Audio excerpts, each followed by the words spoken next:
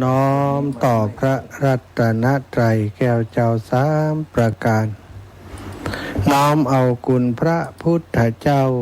คุณพระธรรมเจ้าคุณพระสังฆเจ้าคุณพระอรหันตเจ้าอริยสงฆ์เจ้าจุตนจุองค์ใด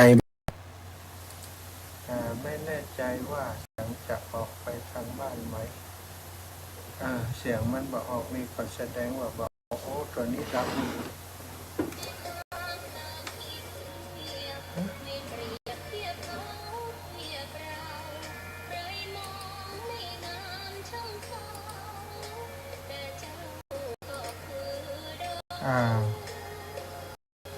สถานะมีปัญหาโอเคมาแล้วอยู่ดีๆเสียงหายไปศรัทธาญาติโยมท่านสาธุชนพบปะกันใหม่นะขอความสุขความเจริญในธรรมจงมีแก่ศรัทธาสาธุชนคนดีทุกคนทุกท่านเมื่อสักครู่จำลำกำเดียวตะกี้มีปัญหาเรื่องสัญญาณไฟนะไฟที่เลี้ยงตัวมิกของไมค์ของคอมพิวเตอร์มันรุดไป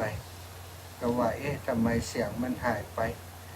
มันเป็นอะไรหายไปนะไม่เปรียบเทียบเขาเทียบเราไรมองไม่งามช่างเขาแต่เจ้าก็คือดอกบัวด้วยความสัตย์ซื่อยึดถือความดีเป็นหลักใครรักไม่รักก็ไม่ศรัทธาญาติโยมท่านสาธุชนพบปะกันใหม่นะขอความสุขความเจริญในธรรมจงมีแก่ศรัทธาสาธุชนคนดีทุกคนทุกท่านเมื่อสักครู่จำลำกำเดียวตะกี้มีปัญหาเรื่องสัญญาณไฟนะไฟที่เลี้ยงตัวมิกของไมค์ของคอมพิวเตอร์มันรุดไปก็ว่าทำไมเสียงมันหายไปมันเป็นอะไรหายไปนะตอนนี้มาแล้วศรัทธาญาติโยมพบปะกันในช่วงยามบ่ายนี้ 15 นาฬิกาถึง 17 นาฬิกาวันนี้ก็อาจจะแปลกเสียงไปหน่อยท่านอาจารย์สมชาติปกติจะมาวันพฤหัสบดี 15 ถึง 17 นาฬิกาแต่วันนี้มาวันพุธซึ่งเป็นวันที่ครูบาอาจารย์ท่านอาจารย์พระครูอภิวัฒนวิกรมเจ้าของรายการเจ้าของเวลานี้จะต้องมาพบปะกับศรัทธาอีปอดในช่วงอีปอดอีแม่ทั้งหลายในช่วงเวลานี้แต่เนื่องจากว่าวันนี้ท่านอาจารย์ติดภารกิจสงฆ์เนาะได้บวชภิกษุสามเณรบวชสามเณรฤดูร้อนของคณะสงฆ์อำเภอดอยหล่อรู้สึกวัดที่วัดคงขาวหรือวัดอะไรอย่างนอตะวันท่านอาจารย์แจ้งมาละก่อเฮือตมาภาพบริหารจัดการดูแลเวลาในช่วงนี้จัดรายการแตนก็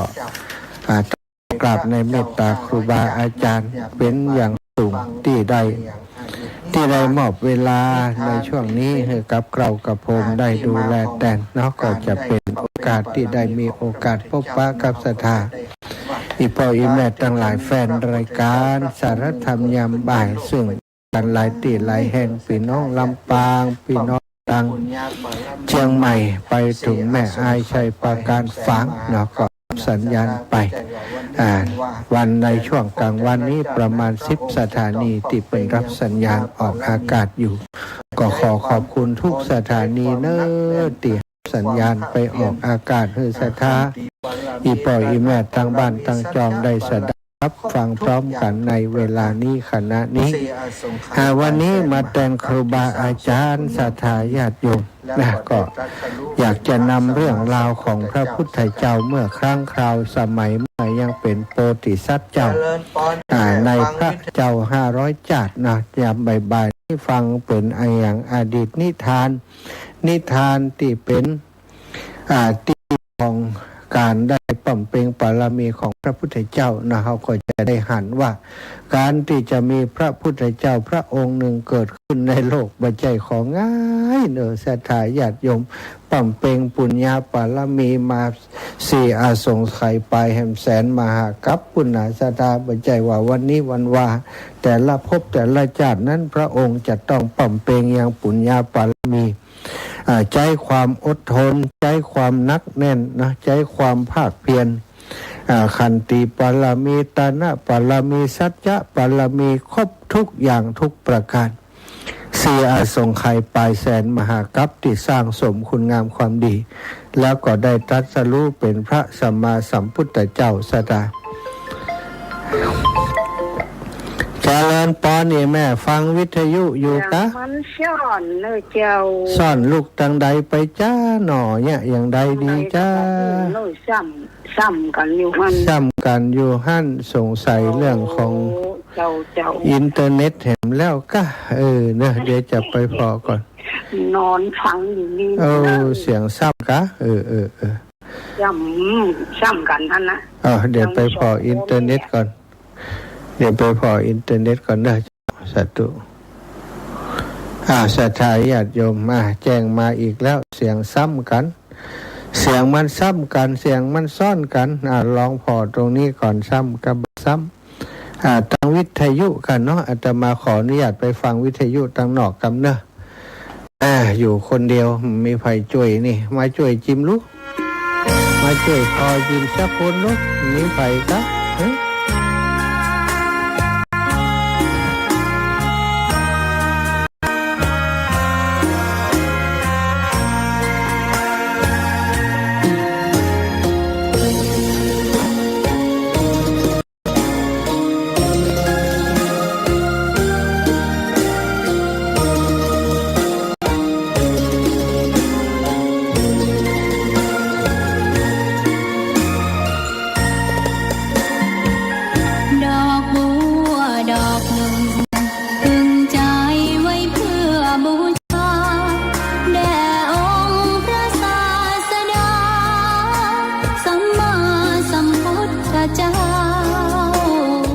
สัมมาสัมพุทธเจ้าติ๊กเอาพอแล้วมันซ้ำนะแม่ที่เฮานี่มันซ้ำที่แม่อาจซ้ำแม่บัวครีเหรอเสียงซ้ำก็ชัดเจนดีกว่าแม่บัวครีวิทยุปกติก็อย่างไรนะโยมแม่บนไหลต่างถิ่นบันบัวนะบอกว่าเสียงมันซ้ำเนอะอีนะแม่บัวครีซ้ำก็สาธุเจ้ารับชมอยู่สาธุเจ้าฟังวิทยุคือกรรมแม่บัวครีฟังวิทยุเปิดวิทยุกรรมว่าเสียงมันซ้อนก็ถ้ามันบ่ซ้อนก็โอเคละแต่ว่าซ้อนอย่างใดตอนนี้ไปฟังทางนอกมันบ่ซ้อนเนอะต้องการเข้าร่วมชมสาธุศรัทธาตะกี้ถึงไหนก็จะอู้เรื่องราวของพระพุทธเจ้าปางเมื่อพระองค์เป็นโพธิสัตว์นะเดชเปิ่นมีในเรื่องของพระเจ้า500ชาตินะ500ชาติความจริงก็น้อยไปละ500ชาตินี่400,000อสงไขยไปแสนมหากัปแต่ส่วนที่พระองค์นำมาเล่านี้เล่าแล้วก็จับความได้ว่าเป็นที่พระองค์เล่าถึงอดีตเมื่อพระองค์เป็นโพธิสัตว์เป็นกำเนิดในชาติต่างๆนั้นเป็นเต่าเป็นช้างเป็นอะไรยังต่างๆเป็นแม้กระทั่งลิง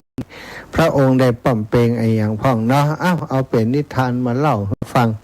ช่วงยามบ่ายนี่แกเหงาแกไข่รับน้อมกราบไหว้สาสัตว์พระเจ้าท่านพระอาจารย์แม่เลนูแม่บัวครีช่วยฟังวิทยุกรรมเสียงมันซ้อนก่อนเนาะแจ้งมากรรมนะเมื่อครั้งที่พระองค์ได้เกิดเป็นพญาจ้าง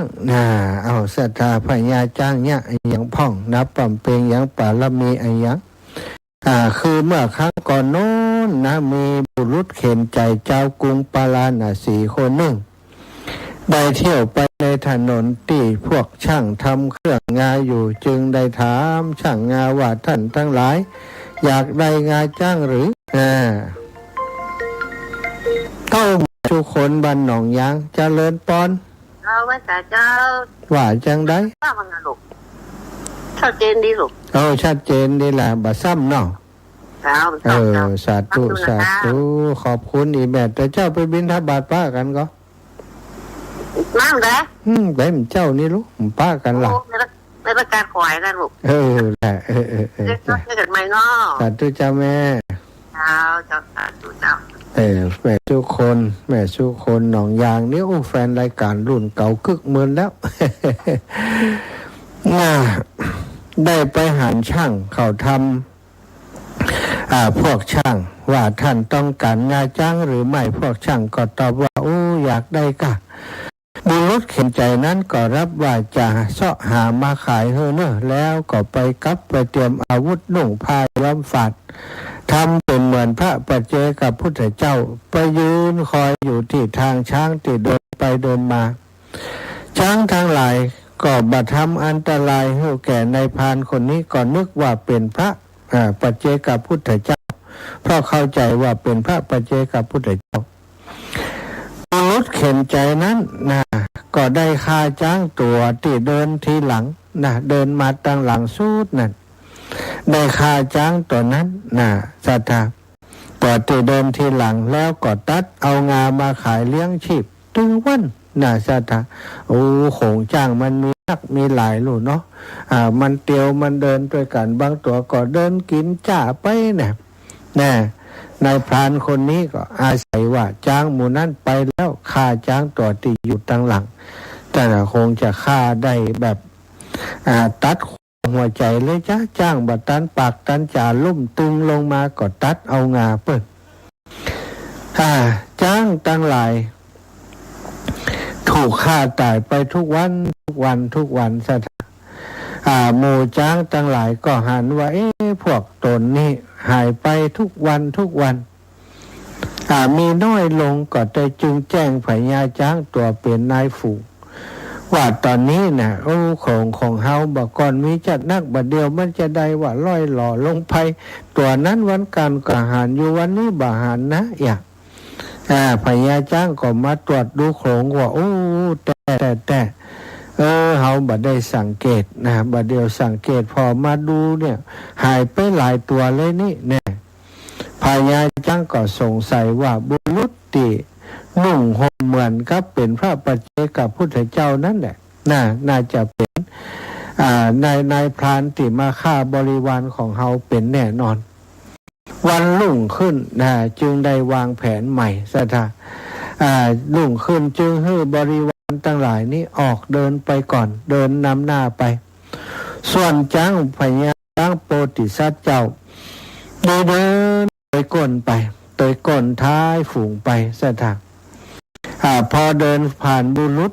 นั้นไปดอยหน่อยหนึ่งก็หันหน้ากลับมาดูหันบุรุษคนนั้นกับถวยอาวุธขึ้นมาพร้อมที่จะแทงจึงได้เอี้ยวตัวตวัดงวงงาเข้าไปใส่บุรุษคนนั้นสัทธาลบมาแล้วก็ฉากลบมาหน่อยก็ตวัดงาฟาดไปที่บุรุษคนนั้นโดยงวงเมื่อเลิกเอาผ้าย้อมฝาดขึ้นก็หูว่าบัจใจพระปัจเจกับพุทธเจ้าเป็นนายพรานแต่นึกว่าเป็นพระปัจเจกับพุทธเจ้าทำความเคารพตึงวันติกายมาโมโหศรัทธาญาติโยมคิดจะฆ่าในที่นั้นแต่ขึ้นไปก็หันว่าเป็นการเคารพต่อผ้าย้อมฝาดอันเป็นธงแห่งพระอรหันต์จึงกล่าวว่าผู้ใดยังมีกิเลสดุจน้ำย้อมยังบ่ได้ฝึกฝนตนเองด้วยทำเครื่องฝึกฝนและมีสัจจะความจริงใจผู้นั้นย่อมบ่ควรนุ่งห่มผ้าย้อมฝาดส่วนผู้บ่มีกิเลสดังน้ำย้อมฝาดตั้งอยู่ในศีลฝึกหัดตนให้ดีแล้วโดยขันติและก็สัจจะผู้นั้นย่อมสมควรนุ่งผ้าย้อมฝาดดังนี้เมื่อพญาจ้ากล่าวดังนี้แล้วก็คุกคามบุรุษเข็นใจนั้นว่าตอนนี้ไปเจ้าอย่ามาที่นี่แหมแล้วก็ปล่อยบุรุษคนนั้นไปญาติโยมชาติสุดท้ายบุรุษใจนั้นมาเกิดเป็นไผทายพอลติ๊กตอกทายไปทายถูกเอารางวัลที่1เลยเนอะ 4 โมงเอารางวัลที่ 1ไปเลย บุรุษเข็นใจคนนั้นเกิดมาเป็นเทวทัตสถาญาติโยมส่วนพญาช้างก็ได้เกิดมาเป็นพระพุทธเจ้าเรื่องนี้มีมาในชาดกกาสาวะชาดกทุกกนิบาตนะเรื่องนี้ก็ชี้ให้เราหันว่าความเป็นผู้ที่มีความคิดร้ายปองร้ายต่อผู้อื่นศรัทธาญาติโยมสุดท้ายก็ย่อมจะได้รับผลวิบากกรรมของตนเองเทวทัตที่สร้างกรรมเอามาทุกภพทุกชาติมาชาติสุดท้ายก็ถูกแผ่นดินสูบอีกได้เกิดเป็นมนุษย์พบพระพุทธศาสนาอยู่ใกล้ศาสดาสัมมาสัมพุทธเจ้าแล้วก็ยังกลับไปสู่นรกอีกก็โดยบ่วงกรรมที่ท่านได้สร้างมาแต่ละชาตินะบ่มีเว้นเลยเกิดมาบ่ใดก็ทำแต่ความบ่ดีนะในเรื่องนี้นะพญาช้างเรื่องนี้นี่แต่เดิมนะมันก็มีหลายเรื่องอยู่ติดเป็นเกี่ยวกับพญาช้างนี่ก็มามีอยู่เรื่องนึงเป็นพญาช้างเหมือน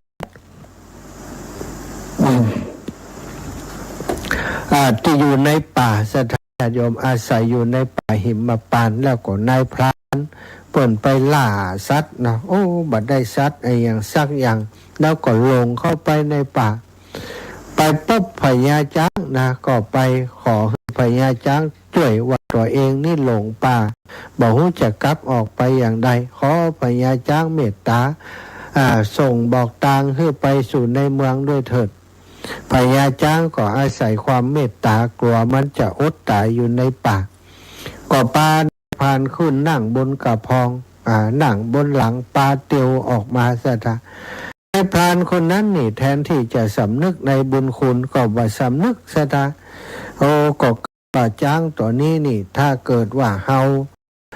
เอาไปถวายแก่พระราชาได้แจ้งข่าวว่ามีช้างที่ประเสริฐนี้นะก็จะได้รางวัลนักหนาหรือว่าถ้าหากวันหนึ่งนี้นะเฮามาตัดเอางาของมันไปขายก็จะได้ตังค์นักหลายอย่างคิดอย่างนี้แล้วก็ทำเครื่องหมายไว้สถานญาติโยม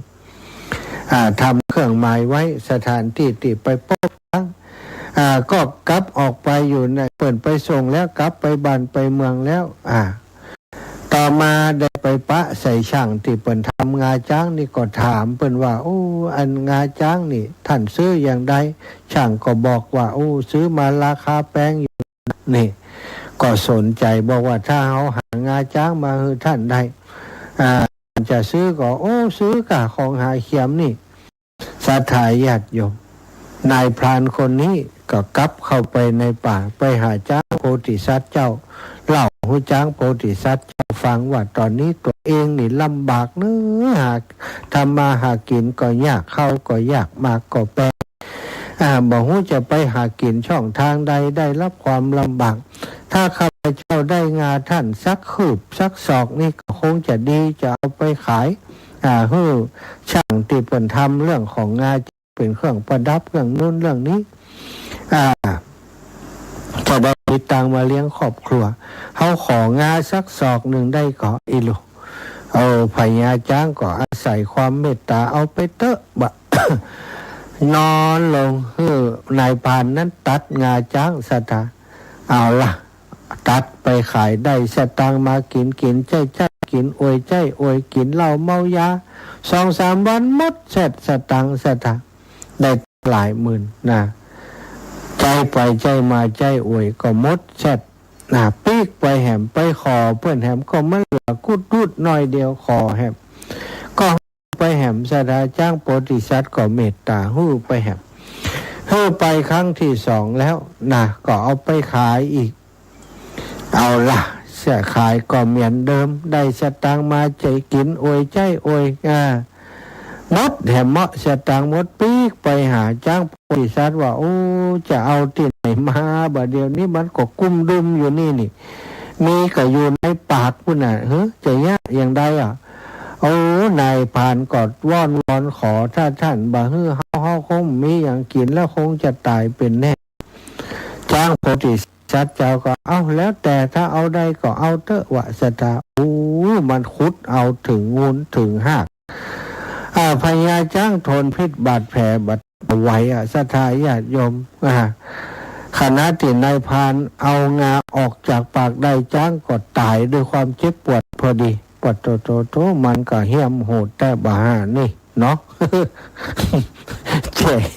แจ้งนายพรานเอาสถาญาติเอาไปขายนะเอาอันงาจ้างยังบ่ได้ออกจากปากตั้งแต่เดินไปได้929แผ่นดินมันทนบ่ไหวทนความเนรคุณความนักแผ่นดินของนายพรานคนนี้บ่ไหวแผ่นดินก็ออกนะไฟตะบันไลกันก็โผล่มาจากนรกมาสูบเอานายพรานคนนั้นลงไปเผาไหม้ในนรกบ่ฮู้กี่ล้านปีเผาไหม้อยู่ในนรกโดนเป็นบุบเขี้ยวบุบหยังนะเขี้ยวจนแล้วหมดเส้นทางนะสลบไปฟื้นมาใหม่บุบใหม่ เป็นล้านปีอยู่อย่างนั้นเพราะโทษที่มันไปเอางาของพญาช้างนะเอาไปขายนั่นแหละนะสถาทำทารุณกรรมกระเปิ่นอันนี้คนอกตัญญูคนบดีนี่คนบดีเป็นนายพรานเปิ่นมาหากินบางคนก็ทำมาหาสื่อสัตว์สุจริตก็มีเหมือนกันนะอาชีพที่เป็นนายพรานนี่นะแต่ว่าส่วนใหญ่ก็คือคำว่าพรานก็คือต้องมีการฆ่านะถ้าการฆ่าก็คือเบียดเบียนชีวิตคนอื่นย่อมที่จะมีนรกไปเบื้องหน้าอยู่ดีนี่สตะนี่เรื่องของจ้างโพธิสัตว์เจ้านะ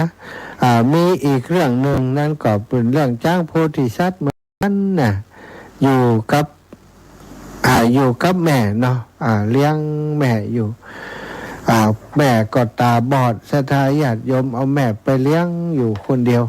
อยู่กับฝูงฝากอาหารไปให้แม่กินปรากฏว่าแม่บ่ได้กินหมู่ฝูงที่เอาไปให้ลักกินเฮียแกมาน้อยใจว่าไว้ใจไผบ่ได้ ก็เลยได้ปาแม่ออกจากฝูงไปลักหนีออกไปอยู่ในป่าลึกเข้าไปเลี้ยงดูแม่อยู่เลี้ยงดูแม่จนให้แม่มีความสุขเอาน้ำเอาข้าวเอาน้ำมาเสาะอาหารการกินมาให้แม่ผลหมากลากไม้บ่ให้แม่ได้เดือดร้อนไปเสาะหาน้ำมาใส่แอ่งใส่โอ่งไว้ให้แม่ได้มาดูดกินทุกวันตัวเองก็ไปหากินในที่บ่ไกลเป็นห่วงแม่ศรัทธาอยู่มาวันหนึ่งนี่อยู่มาวันหนึ่งก็มีนายพรานหลงป่าไปมะนายพรานคนเดียวกันนะมะนายลึกหลวงนี่เราหลงป่าไปปะใส่พญาช้างนะก็ขอพญาช้างมาส่งหมอนี้คิดบ่คิดเหมือนหมอตะกี้หมอนี่คิดว่าถ้าเฮาได้ไปเอาความที่มีพญาช้างเผือกที่อยู่ในป่านี้ไปบอกคือพระราชาเขาจะต้องได้รางวัลมากมายมหาศาลแน่นอนตอนที่พบพญาช้างก็บอกว่าถ้าท่านจะให้เฮาไปส่งท่านต้องหับปากเขาเรื่องหนึ่งนะหับปากเขาเรื่องได้ก็คือว่าคือว่าถ้าหากท่านออกไปได้แล้วห้ามบอกข่าวเรื่องเฮาอยู่ในป่านี้ฮือกระไผเด็ดขาดนะนายพรานคนนั้นก็หับปากแต่ว่าใจบ่หับสถาหับกับปากบ่ได้ใจคิดกุศลไว้แล้วว่าถ้ากลับออกไปจะต้องเอาความเรื่องนี้ไปแจ้งแก่พระราชาแล้วจะนำเสนาอามาตย์คนจับจ้างทั้งหลายมาจับไปให้พระราชาว่าก็เลยตอนที่จ้างโพธิสัตว์ปาออกจากไปนั้นนายพรานคนนี้ก็หักกิ่งไม้ไปโดยตลอดสถาหักเป็นแนวไปทำเครื่องหมายไว้ทำเครื่องหมายไว้ไปตลอดเมื่อไปถึงบ้านถึงเมืองก็เอาข่าวของการได้พบพญาช้างเผือกที่อยู่ในป่าแห่งนี้ไปบอกกับพระราชาก็บอกว่าถ้ามีจริงนั้นจะประทานรางวัลจะมอบรางวัลให้เธอมากมายเลยว่ะ นายพรานคนนี้ก็ได้คนฝึกจ้างได้ช่างได้พวกที่ทำเกี่ยวกับเรื่องการดูแลช้างของพระราชาหมอจ้างพร้อมกับเสนาอามาตย์ทหารทั้งหลายไปเข้าไปในป่าสถานไปล้อมป่าไว้ส่งเสียงอื้ออึงพญาจ้างได้ยินอย่างนั้นก็รู้ว่าภัยมาถึงตนเพราะได้ช่วยคนหลงตางคนนั้นแน่นอนนะถ้าจะขืนป้าแม่นี้ก็จะลำบากก็เลยได้ยอมมอบตัวบ่ต้องมาไล่จับไล่ยับนะแสดงตัวให้คนหันแล้วก็คนฝึกช้างก็เข้าไปหาพระราชาก็เข้าไปหาบอกความประสงค์ต้องการเอาไปจ้างไปเป็นจ้างเผื่อขู่ปาลมีอยู่ในเมืองช้างตัวนั้นก็ไปตามนั้นสถาไปอยู่ในเมืองแต่ว่าไปอยู่ในเมืองแล้วเนาะถูกจับไปแล้วไปถึงที่โรงที่เปิ่นฝึกจ้างโรงเปิ่นดูแลช้างนั้นสถา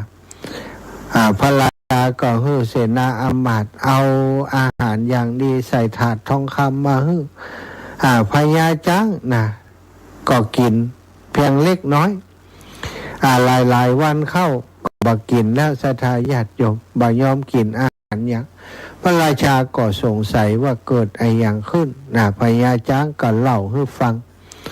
ว่าตัวเองนี้เลี้ยงแม่ที่พิการตาบอดอยู่ในถ้ำอยู่ในป่าปุ้นวันนี้เป็นวันที่7แล้วแม่คงจะอยู่บ่ได้แล้วแม่คงจะบ่ได้กินอะไรอย่างก็คงจะตายไปแล้วเฮาเมื่อนึกถึงแม่จึงบ่กล้ากินอาหารและน้ำพระราชาได้ยินดังนั้นก็สั่งเวทจ้างโพธิสัตว์ว่าเป็นช้างก็ยังกตัญญูถึงขนาดนี้ก็มาคิดว่าเฮานี่จะทำบาปนักเสียแล้วกะมั้งก็เลยได้เอาพญาช้างนี่ไปปล่อยเข้าไปส่งถึงป่าก็ไปหันว่าแม่ของช้างนั้นก็เป็นช้างติดตาบอดจริงนอนบ่หมดเหลวหมดแรงบ่ได้กินอาหารก็ได้ปากันเอาอาหารไปให้แม่ของพญาช้างพญาช้างเผือกนั้นจนได้บริบาลได้พยาบาลจนแม่ช้างนั้นมีกำลังวังชาเป็นปกติก็ปากันกลับมาในเมืองในราชวังพญาช้างนั้นก็ดูแลแม่จนแม่นี้ได้เสียชีวิตหรือว่าได้ตายไปแม่ของพญาช้างได้ตายไปเมื่อแม่ได้ตายไปได้มีคำสัญญากับพระราชาว่าถ้าหากหมดภาระในการดูแลมารดาน้อยก็จะกลับมารับใจสนองพระบารมีของพระราชาต่อเมื่อเป็นอย่างอันใดก็ได้กลับมาศรัทธาญาติโยมอยู่จนตลอดอายุไขแล้วก็ได้ตายไปก็ไปบังเกิดในเป็นเทวดาชั้นดาวดึงส์ส่วนคนที่เนรกุลนั้นพานที่ในปานที่เนรกุลนั้นต่อมาก็มาเกิดเป็นเทวทัตนั้นสถานนี่พญาช้างได้เกิดมาเป็นพระพุทธเจ้านี่3เรื่องเกี่ยวกับพญาช้างโพธิสัตว์เจ้าในเรื่องราวของพระเจ้า500ชาติเนาะ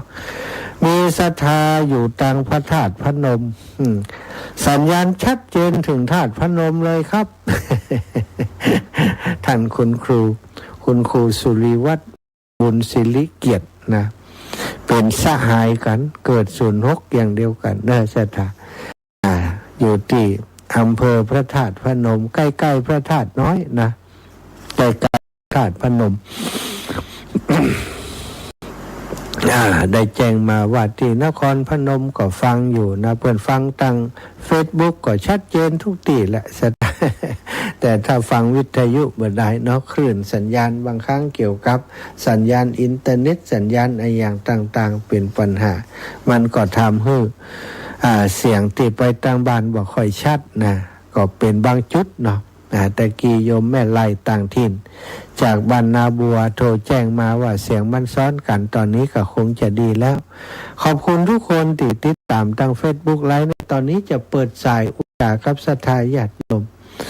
ที่ฟังรายการตอนบ่ายนี้ฟังอยู่ที่ไหนตั้งใดชัดเจนดีก็หานะชัดเจนดีก็จ้าฟังอยู่ที่ไหนเอ้าแจ้งมาจิมโลบอกกล่าวมาจิมนะ08088441730808844173โทรมามาจะรายงานผลรับฟังหน่อยชัดดีชัดเจนบ่ดีตั้งใดปีน้องตั้งเมืองฝั่งแม่อายชัยประการวันที่10นี้ปะกันที่บ้านห้วยงูในวัดโสพนารามนะ9 โมงเป็นต้นไปจะเริ่มประกอบพิธีการบรรจุหัวใจพระธาตุนะบรรจุพระบรมสารีริกธาตุพระสารีริกธาตุตลอดถึงวัตถุมงคลต่างๆนะเอาเป็นหัวใจพระธาตุก่อนที่เป็นจะปิดแล้วก็จะฉาบทับนะวันที่10เดือนเมษายนนี้ได้เลิกงามยามดีก็จะเริ่มปอนศรัทธาอีกพ่อแม่ทั้งหลายแม่บุญเรืองใช้เงินปะกันพุ่นเนอะวันที่10 เมษายนเนาะแหมบักกี่วันแล้ววันนี้วันที่1แหม9 วันนับ9 วันเนาะก็จะได้พบกันที่เมืองฝั่งวันที่10 เมษายนนี้นะบรรจุหัวใจพระธาตุที่วัดโสพนารามบ้านห้วยงูในเปตตาบารมีของขั้นอาจารย์หลวงปู่พระครูสุจิตานุรักษ์เจ้าคณะอำเภอฝางประธานในพิธีประธานดำเนินงานบูรณะปฏิสังขรณ์ธาตุเจดีย์ของวัดโสพนารามจะได้ประกอบพิธีพร้อมกับศรัทธาสาธุชนพี่น้องเมืองฝางของเราทุกคนทุกท่านนะไปร่วมพิธีศักดิ์สิทธิ์ไปร่วมพิธีสำคัญด้วยกันเนาะครูบาอาจารย์ก็จะเดินทางไปหลายรูปหลายองค์หลวงปู่พระครูปฏิพันธ์ธรรมทินอาจารย์มหาเสาแก้วท่านอาจารย์พระครูพิวัฒนวิกรมนะอัตมาภาพแล้วก็อีกหลายรูปหลายองค์ได้รับนิมนต์ในนามคลื่นสีขาวจะไปเป็นกำลังใจให้เพิ่นเนาะ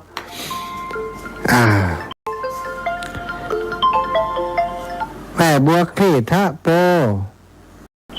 ไว้สาเจ้าทางเจ้าชัดเจนดีชัดเจนดีแหละมีเสียงหิงหิงหิงห้องห้องกะอีอ้อมีน้องตั้งจังไงไม่ย้ายไล่ต่างถิ่นมันเสียงมันซ่อนนะทุกลูกว่ะถ้าบ้านเปิ่นถ้ามันถ้าจะขึ้นมันไปไก่เนาะตั้งปุ่นเนาะอาจจะเสียงซ่อนกันท่านพระอาจารย์อย่าเอานี่ก็เอาดอกเอาอย่างนี้ก็เอากะเอากะบัดเดี๋ยวนี้กอกระถางดอกนี่จะเริ่มปลูกดอกนะไผ่มีดอกงามๆบอกจิมจะไปขนเอาสัก2-3 ล้ำวะน่ะสู้กับมีตังซื้อกับมีตังไปวันใดดีวันผูกนี่บินถ้าบาทบันเนี่ยก็บ้านถกหอยช่างอยู่วันฮื้อบ่วันฮื้อวันหนึ่งได้ก็วันนี้ก็ได้โหปีวันพระเนาะวันนี้ก็ได้ฮื้อเนาะหลอดไปบินถ้าสูงน้ำพระธาตุบินถ้าบาทแล้วหลอดนั่นวันฮื้อก็ได้หลอดไปวันฮื้อน่ะวันนี้วันผูกจ้ะสาธุวันฮื้อได้ออกรายการเดี๋ยวจะแจ้งแหมครับเนาะสาธุเจ้าอีแม่ไม่อยากแก้วบ้านกาดโปงเอาโทรมาแหมใหม่ไม่อยากแก้วแม่จงดีฝั่งชัดเจนดีขอบคุณโยมแม่เนอะตักว่าแต่คืนเนี่ยไปพอในไลน์แต่เป็นว่าอีแม่ส่งมาตั้งเฟซบุ๊กเนาะตั้งเฟซบุ๊กนะเอาไปพอตั้งไลน์พุ่นน่ะอีแม่ส่งมาตั้งเฟซบุ๊กเรื่องของที่คนที่เปิ่นหอมมาเนาะแม่จงดีเชื่อกันทาแม่จงดีเชื่อกันทามีคนที่เปิ่นหอมสร้างวัดที่มัดแม่ลองใต้เนาะวัดแม่ลองใต้นะสายงานของโยมแม่จงดีขออนุญาตประชาสัมพันธ์แม่ศรีวันนวลคำได้หอมมา100 บาทแม่นินทิรายอดคำ 100 บาทแม่วัชรีเชี่ยวนพรัตน์100 บาทแม่แววเพ่งขุนทศ100 บาทแม่ศรีนวลสิทธิวัง100 บาทแม่นิพามุนเทียน100 บาทแม่ครูอัมพรขนุนทอง100 บาทแม่คำน้อยสุนปัญญา100 บาทแม่โป่งบุญอุดน่ะ500 บาทพ่อหมออินทร์แม่จงดีเชื้อกันทา500 บาทรวมทั้งหมดนะ3,000 บาทโยมแม่เปิ้นโอนมาตะคืนตะวาแล้วนะจะมาจะดำเนินการโอนไปให้ท่านอาจารย์พระครูกันระยาณปราโมทย์ตะวาตักขอเลขบัญชีไปก็บัดต่อเต้าบัดเดียวนะ เดี๋ยวต้องโทรไปหาแหมหลอบพระครูกัลยาณปราโมทย์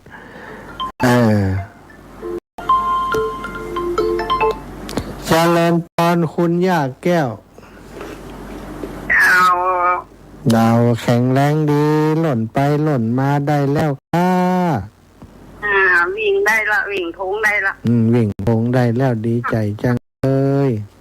วิ่งทงได้แล้วเดี๋ยวอยู่บ้านอีน้องพุ่นกะอยู่บ้านอีน้องพุ่นก็ว่าอยู่บ้านไหนเพ่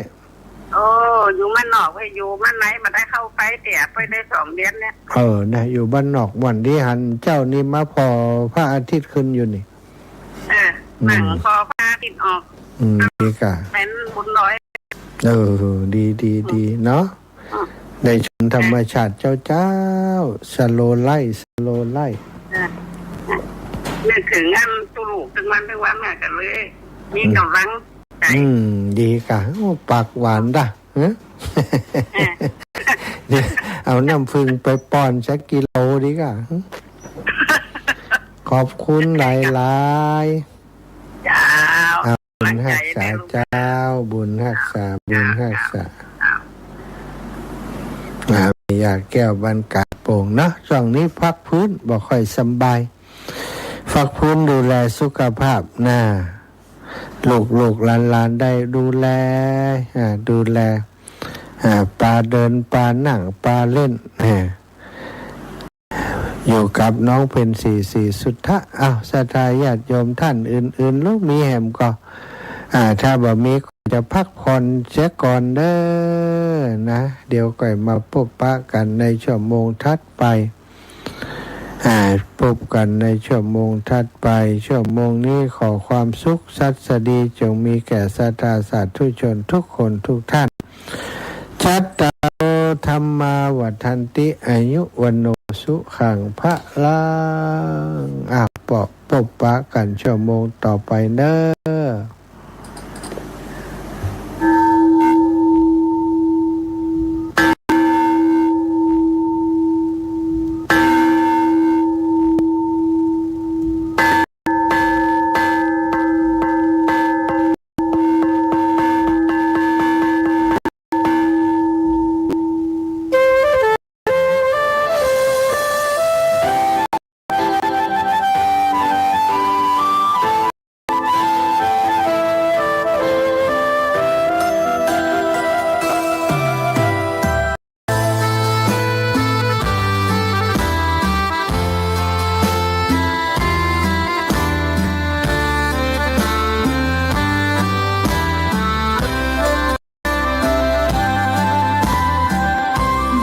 เกิดเป็นคนนั้นยากจริงนะ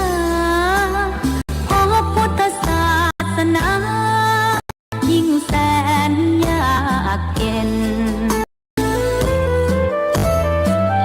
คนไทยโชคดีที่สุดแล้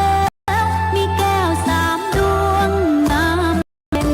มีวัดซึ่งเป็นน้ำมนต์ยิ่งใหญ่มีศาสนาพุทธประจำชาติไทยอยากหล่ออยากสวยเราต้องรักษาศีลอยากมีอันจะกินต้องหมั่นทำบุญทำทานเอาไว้เข้าวัดสวดมนต์ฝนสติให้ว่องไวรีบทำตอนที่เราทำเองได้อย่ารอจนตายถึงเข้าวัดวา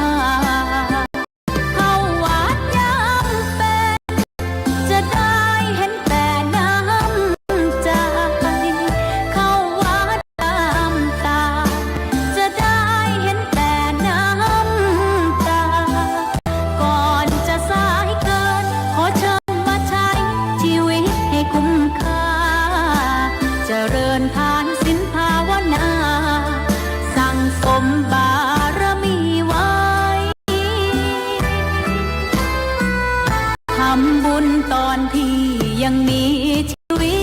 ตย่อมดีกว่ารอเขาอุทิศบุญให้อย่ามัวหลงเดินห่างวัดตัวอย่างชัดๆมีมากมายเข้าวัดตอนตายสายเกินแก้กรรม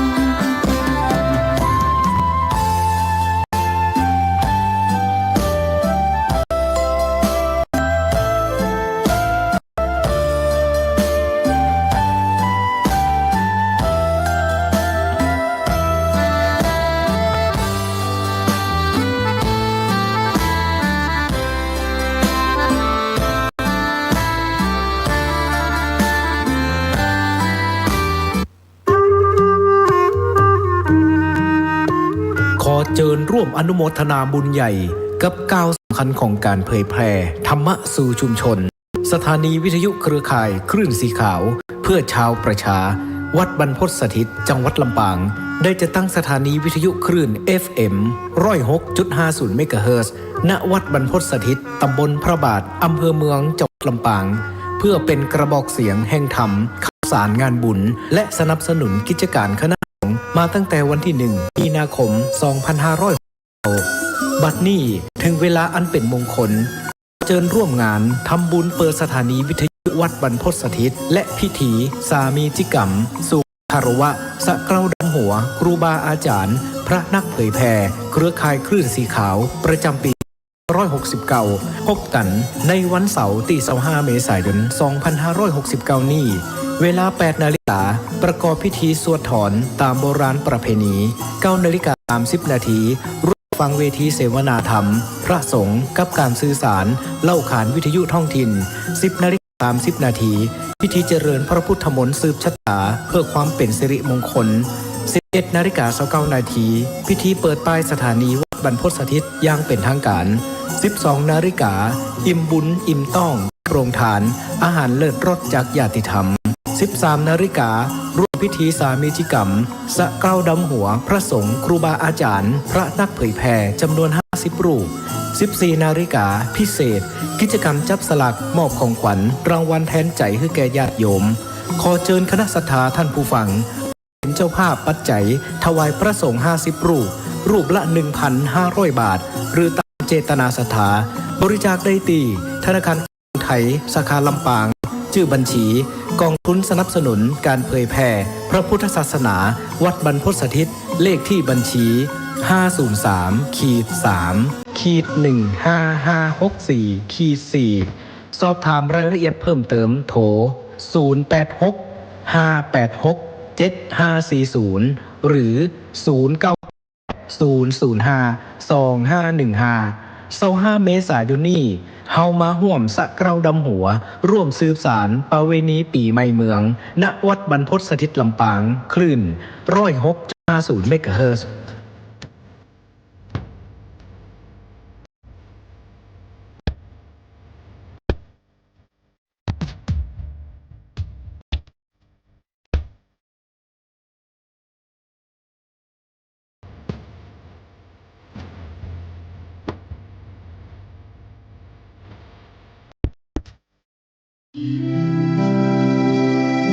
การใดนำใจในสิ่งดีทำบุญให้ทานวันนี้ไม่มีใครว่าใครชังสมัยก่อนประทับใจปู่ย่าตายายวันพระไม่เคยเบื่อหน่ายจำได้ไม่ลืมสักครั้งเหตุใดวันนี้มีเข้าวัดน้อยจังอยากให้เหมือนก่อนอีกครั้งฝากความหวังกับคนรุ่นใหม่เชิญชวนทุกท่านเข้าวัดเข้าวารับศีลพอหลวงตาเสริมคุณค่าให้กับจิตใจกระทำความดี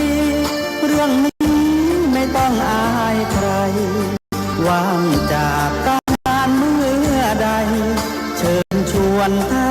นไปทำบุญ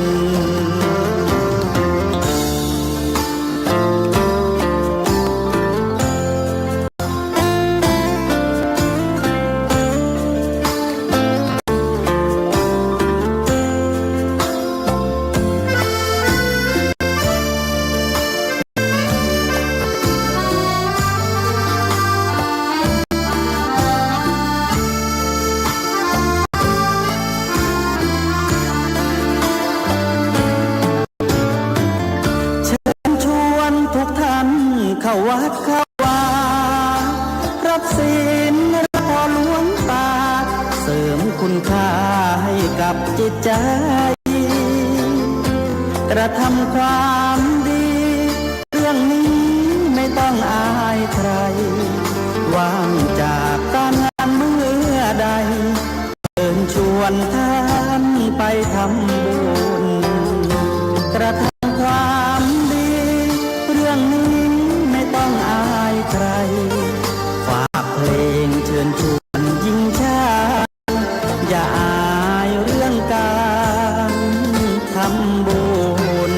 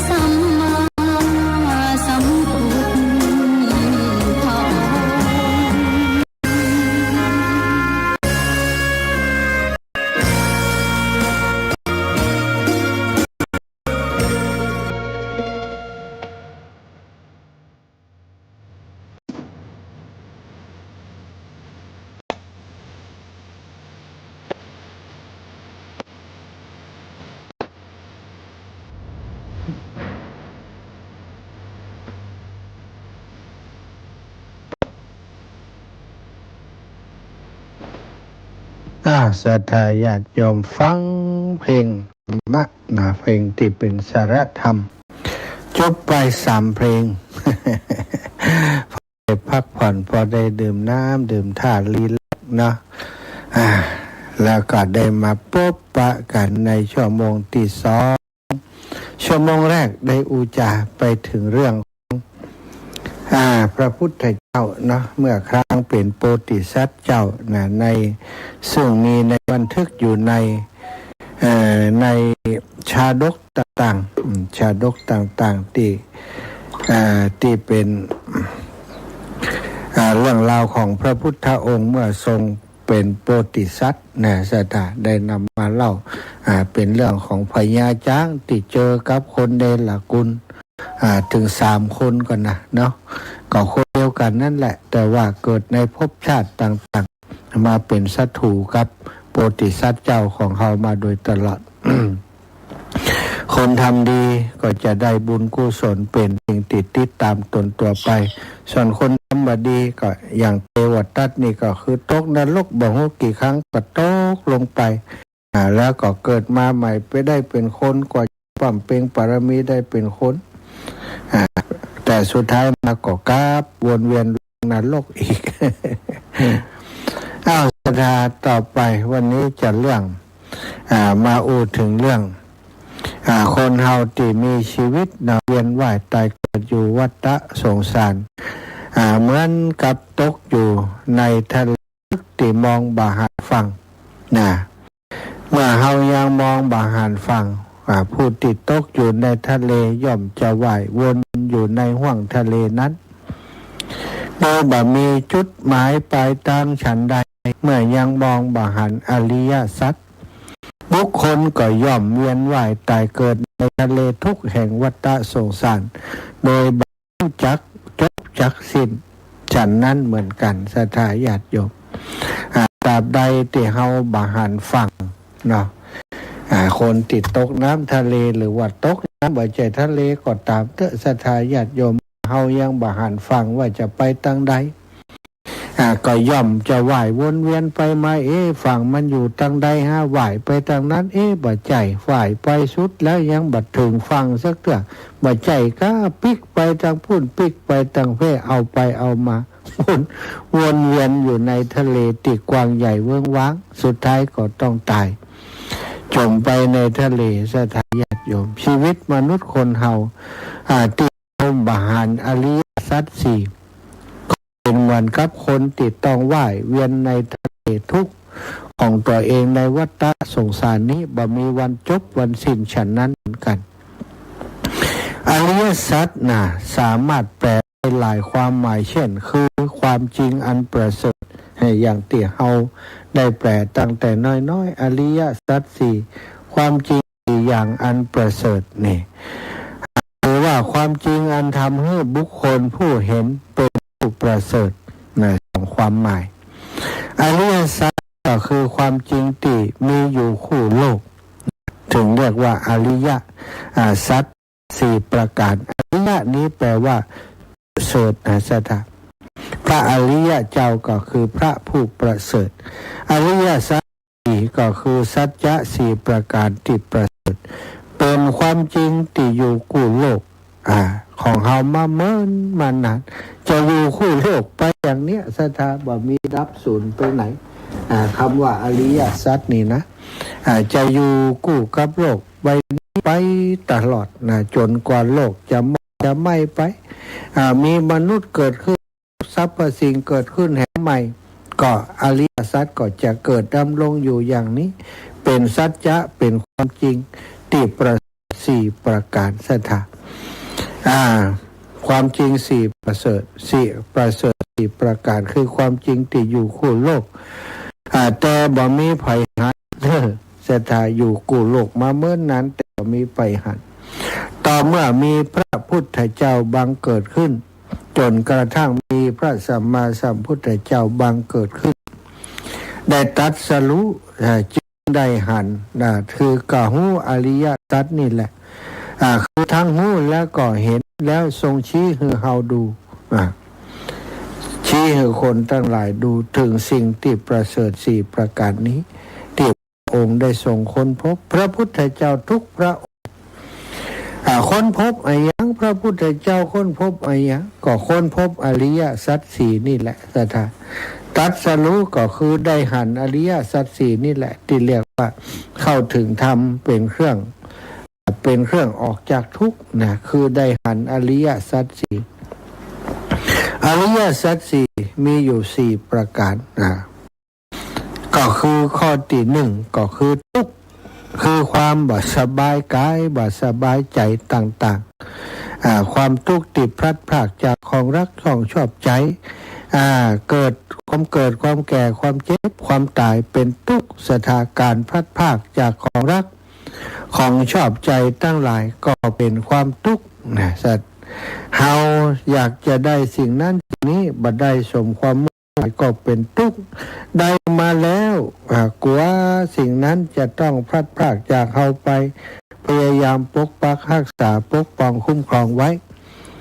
อันนี้ก็เป็นทุกข์ในการป้องกันถ้าของสิ่งนั้นหายไปจริงๆสูญไปจริงๆก็มีความทุกข์แห่งนะทุกข์เพราะสิ่งนั้นสูญไปต่อมาก็คือสมุทัยอริยสัจ4ข้อที่2คือสมุทัยคือสาเหตุที่ทำให้เกิดทุกข์อุทัยนี่ก็คือสิ่งเกิดขึ้นพร้อมก็คือพร้อมกับอย่างพร้อมกับทุกข์สาเหตุที่ทำให้เกิดทุกข์เรียกว่าสมุทัยเมื่อมีความทุกข์มันต้องมีทุกอย่างมีเหตุมีผลในพุทธศาสนาสอนถึงเรื่องหลักการและเหตุผลเมื่อมีความทุกข์มันก็ต้องไล่เอาไปสาวออกไปว่าสาเหตุของความทุกข์คืออะไรสัทธาแล้วก็มาถึงนิโรธนิโรธะก็คือความดับทุกข์ความดับทุกข์เมื่อมันมีความทุกข์มันก็ต้องมีความดับสัทธาญาติโยมความดับทุกข์เมื่อมีความดับทุกข์มันก็จะต้องมีวิธีปฏิบัติไปสู่ความดับทุกข์นั้นคือสัจจะ4ประการด้วยกันที่พระพุทธองค์ทรงค้นพบถ้าจะเปรียบกับโรคภัยไข้เจ็บต่างๆสถาทุกนี้ก็เปรียบสภาพที่เฮาป่วยเฮาเป็นโรคภัยไข้เจ็บต่างๆสมุทัยก็เปรียบเสมือนตัวเชื้อโรคทำให้เกิดโรคอย่างไวรัสที่มันระบาดโควิด-19 เป็นเชื้อโรคสถาเป็นเชื้อโรคแล้วก็คนที่ได้รับเชื้อไวรัสนี้เข้าไปในตัวก็เป็นผู้ป่วยติดเป็นโรคโควิด-19 หรือว่าโรคต่างๆก็เหมือนกันสมุทัยนี้เป็นตัวเชื้อส่วนทุกข์ที่ว่านี้ก็คือผู้ป่วยสภาพที่เฮาป่วยเป็นโรคนั่นเองเมื่อเป็นโรคเมื่อมีความทุกข์จากโรคที่เกิดขึ้นแล้วเนี่ยใดฮู้จักโรคถ้าเฮาฮู้จักเชื้อโรคแล้วมันก็จะมีโอกาสและเฮาต้องการหายจากโรคก็คือนิโรธะนี่เปรียบเสมือนสภาพที่หายจากโรคและก็แข็งแรงถ้าเฮาต้องการหายจากความทุกข์หายจากมีความทุกข์ก็คือต้องรักษาที่โรคก่อนโรคมันเกิดขึ้นอย่างไรต้องเยียวยาที่โรคนั้นการเยียวยาโรคนั้นก็คือยาที่จะรักษาโรคก็คือมักเปรียบเสมือนยารักษาโรคคือเขาหายป่วยเมื่อเรารักษาถูกต้องโรคก็จะระงับดับหายฉีดวัคซีนป้องกันก็ดีหรือว่ากินยาที่ผลิตเฉพาะโรคนี้โดยเฉพาะอย่างเงี้ยโรคนั้นก็จะหายระงับดับหายไปในที่สุดอันนี้ศรัทธาญาติโยมมีเหตุมีผลอย่างนี้เมื่อมีความทุกข์มันก็ต้องมีเหตุให้เกิดทุกข์อย่างเล่าที่เป็นสาเหตุของความทุกข์ศรัทธาตัวเชื้อโรคคืออะไรทุกแต่ละอย่างมันก็บ่เหมือนกันทุกจาก ของรักของชอบใจทุกอย่างของติบะฮักติบะชอบใจก็เป็นความทุกข์และสภาวะที่เราจะพ้นจากความทุกข์ก็คือนิโรธนั้นต้องอาศัยยารักษายารักษาในที่นี้ก็คือมรรคอาการที่จะหันอริยสัจสี่ตามความเป็นจริงนั้นอ่านว่าอริยสัจสตมาถึงตรงนี้เฮาก็รู้แล้วว่าทุกข์มีกี่ประเภทมีไออย่างพ้องทำให้เกิดทุกข์รู้ความดับทุกข์มักมีองค์8จำได้หมดแต่นี้ก็ยังบ่เรียกว่าหันอริยสัจเป็นแต่เพียงท่องจำอริยสัจใดเท่านั้นการหันอริยสัจแต่ละข้อจะต้องหันถึง3รอบรวม4อริยสัจเท่ากับว่าหันถึง12ครั้งเรียกว่ารอบละ3อาการ12อริยสัจการหันอริยสัจแปลกกว่าการหันอย่างอื่นคือเมื่อหันแล้วจะสามารถทำได้โดยเช่นเห็นสมุทัยเหตุแห่งทุกข์ว่าคือตัณหาก็จะหันว่าตัณหาควรจะละและก็ละตัณหาได้โดยเป็นการหันที่บริบูรณ์จริงๆถ้าจะเปรียบก็เหมือนการหู้อย่างยาจะเป็นความหู้ที่บริบูรณ์ก็ต้องหู้อย่างนี้คือหู้ว่านี้คือยา2หู้ว่ายานี้ควรกินหู้ว่ายานี้เฮากินแล้วศรัทธาหู้3ระยะด้วยกันอันนี้ยานี้ควรกินแล้วก็ยานี้เราได้กินแล้วการหันอริยสัจนี้พระสัมมาสัมพุทธเจ้าทรงสอนว่าเมื่อหันข้อใดข้อหนึ่งข้อที่เหลือก็จะหันเหมือนกันหมดเช่นเมื่อหันทุกข์ก็จะหันสมุทัยนิโรธมรรคโดยหันสมุทัยก็จะหันทุกข์นิโรธมรรคไปโดยจะหันพร้อมกันทั้งหมดเพราะไม่ใช่การหันด้วยตาหรือว่าการนึกคิดหันธรรมดาแต่เป็นการหันโดยธรรมจักษุธรรมจักษุก็คือตาดวงตาหันธรรมนั่นเองอันนี้ของการหันอริยสัจการอริยสัจอาจจะหันได้โดยตาของมนุษย์จะหันได้โดยตาธรรมจักษุเท่านั้นเมื่อเฮาหันอริยสัจโดยธรรมจักษุแล้วเฮาก็จะเข้าใจถึงความเป็นไปอันแท้จริงของโลกและชีวิตว่ามีแต่ความที่ว่าสุขนั้นที่แท้จริงก็คือช่วงขณะที่ความทุกข์มันน้อยลงนั่นเองเฮาจะเข้าใจถึงความถึงคุณค่าของบุญกุศลอันตรายและความน่าขยะแขยงของบาปเป็นความเข้าใจที่เข้าไปในใจจริงๆเวลามีความทุกข์หรือไปทำอะไรอย่างบดีก็จะหันเลยว่าบาปเกิดขึ้นที่ใจอย่างใดเฮาจะหันบาปมาหุ้มเคลือบมักดองใจของเฮาให้ดำมืดไปเหมือนลืมตามองหันดวงแก้วกลมใส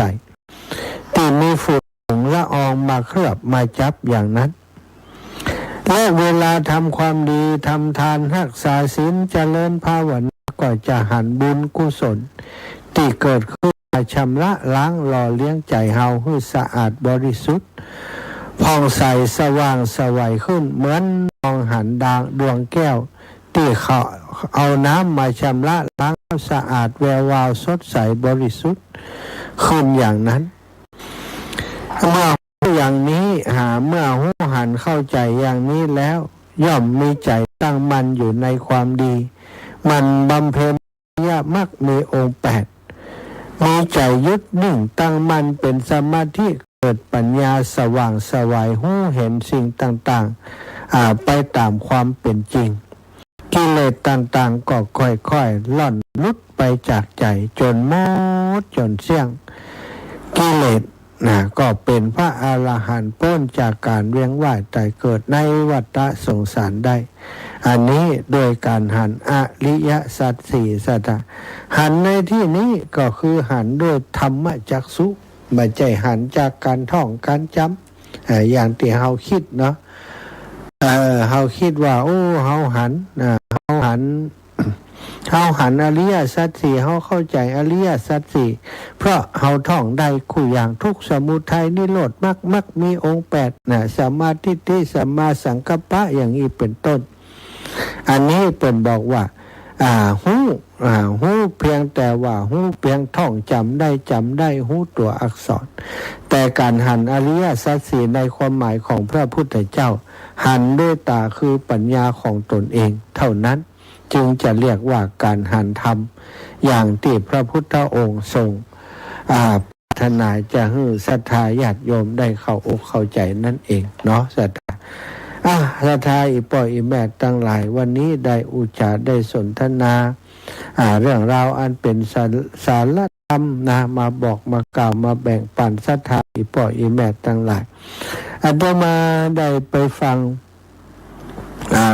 ธรรมของครูบาอาจารย์ท่านหนึ่งศรัทธาก็คงจะรู้จักนะท่านอาจารย์เจ้าคุณประยุทธ์โตแล้วก็ประทับใจเลยได้อยากจะเอามาฝากมาแบ่งปันกับศรัทธาท่านเจ้าทางเดินของชีวิตสมเด็จพุทธโฆษาจารย์ปอประยุทธ์โตนะศรัทธาญาติโยมเอามาปั่นในช่วงนี้เนาะศรัทธาได้สดับรับฟังพร้อมกันแม้แต่ปฏิบัติไปมีศีลเคร่งครัดแค่ไหนมองดูเหมือนกันได้ฌานสมาบัติก็สามารถมองดูที่ใจตัวเองได้ว่ายังมีโลภโกรธหลงหรือเปล่าแต่ว่าจะได้สมาธิดื่มด่ำอะไรก็ตามเนี่ยไม่ใช่เป็นเครื่องวินิจฉัยมีพุทธพจน์แห่งหนึ่งในพระธรรมบทก็มีคาถาเตือนไว้พระพุทธเจ้าตรัสเตือนไว้บอกว่าณศีลพัสสะมติเป็นต้นเพราะว่าภิกษุยังไม่ถึงความสิ้นอาสวะ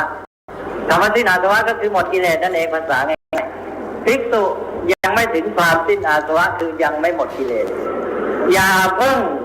วางใจจะด้วยศีลวัตรก็ตามไม่วางใจเพียงได้ศีลวัตรเหมือนเราถือศีลวัตรเคร่งครัดเรานี่ถือศีลวัตรได้เคร่งครัดเกินนี่อย่าเพิ่งวางใจถ้ายังไม่สิ้นอาสวะกิเลสในใจยังไม่หมด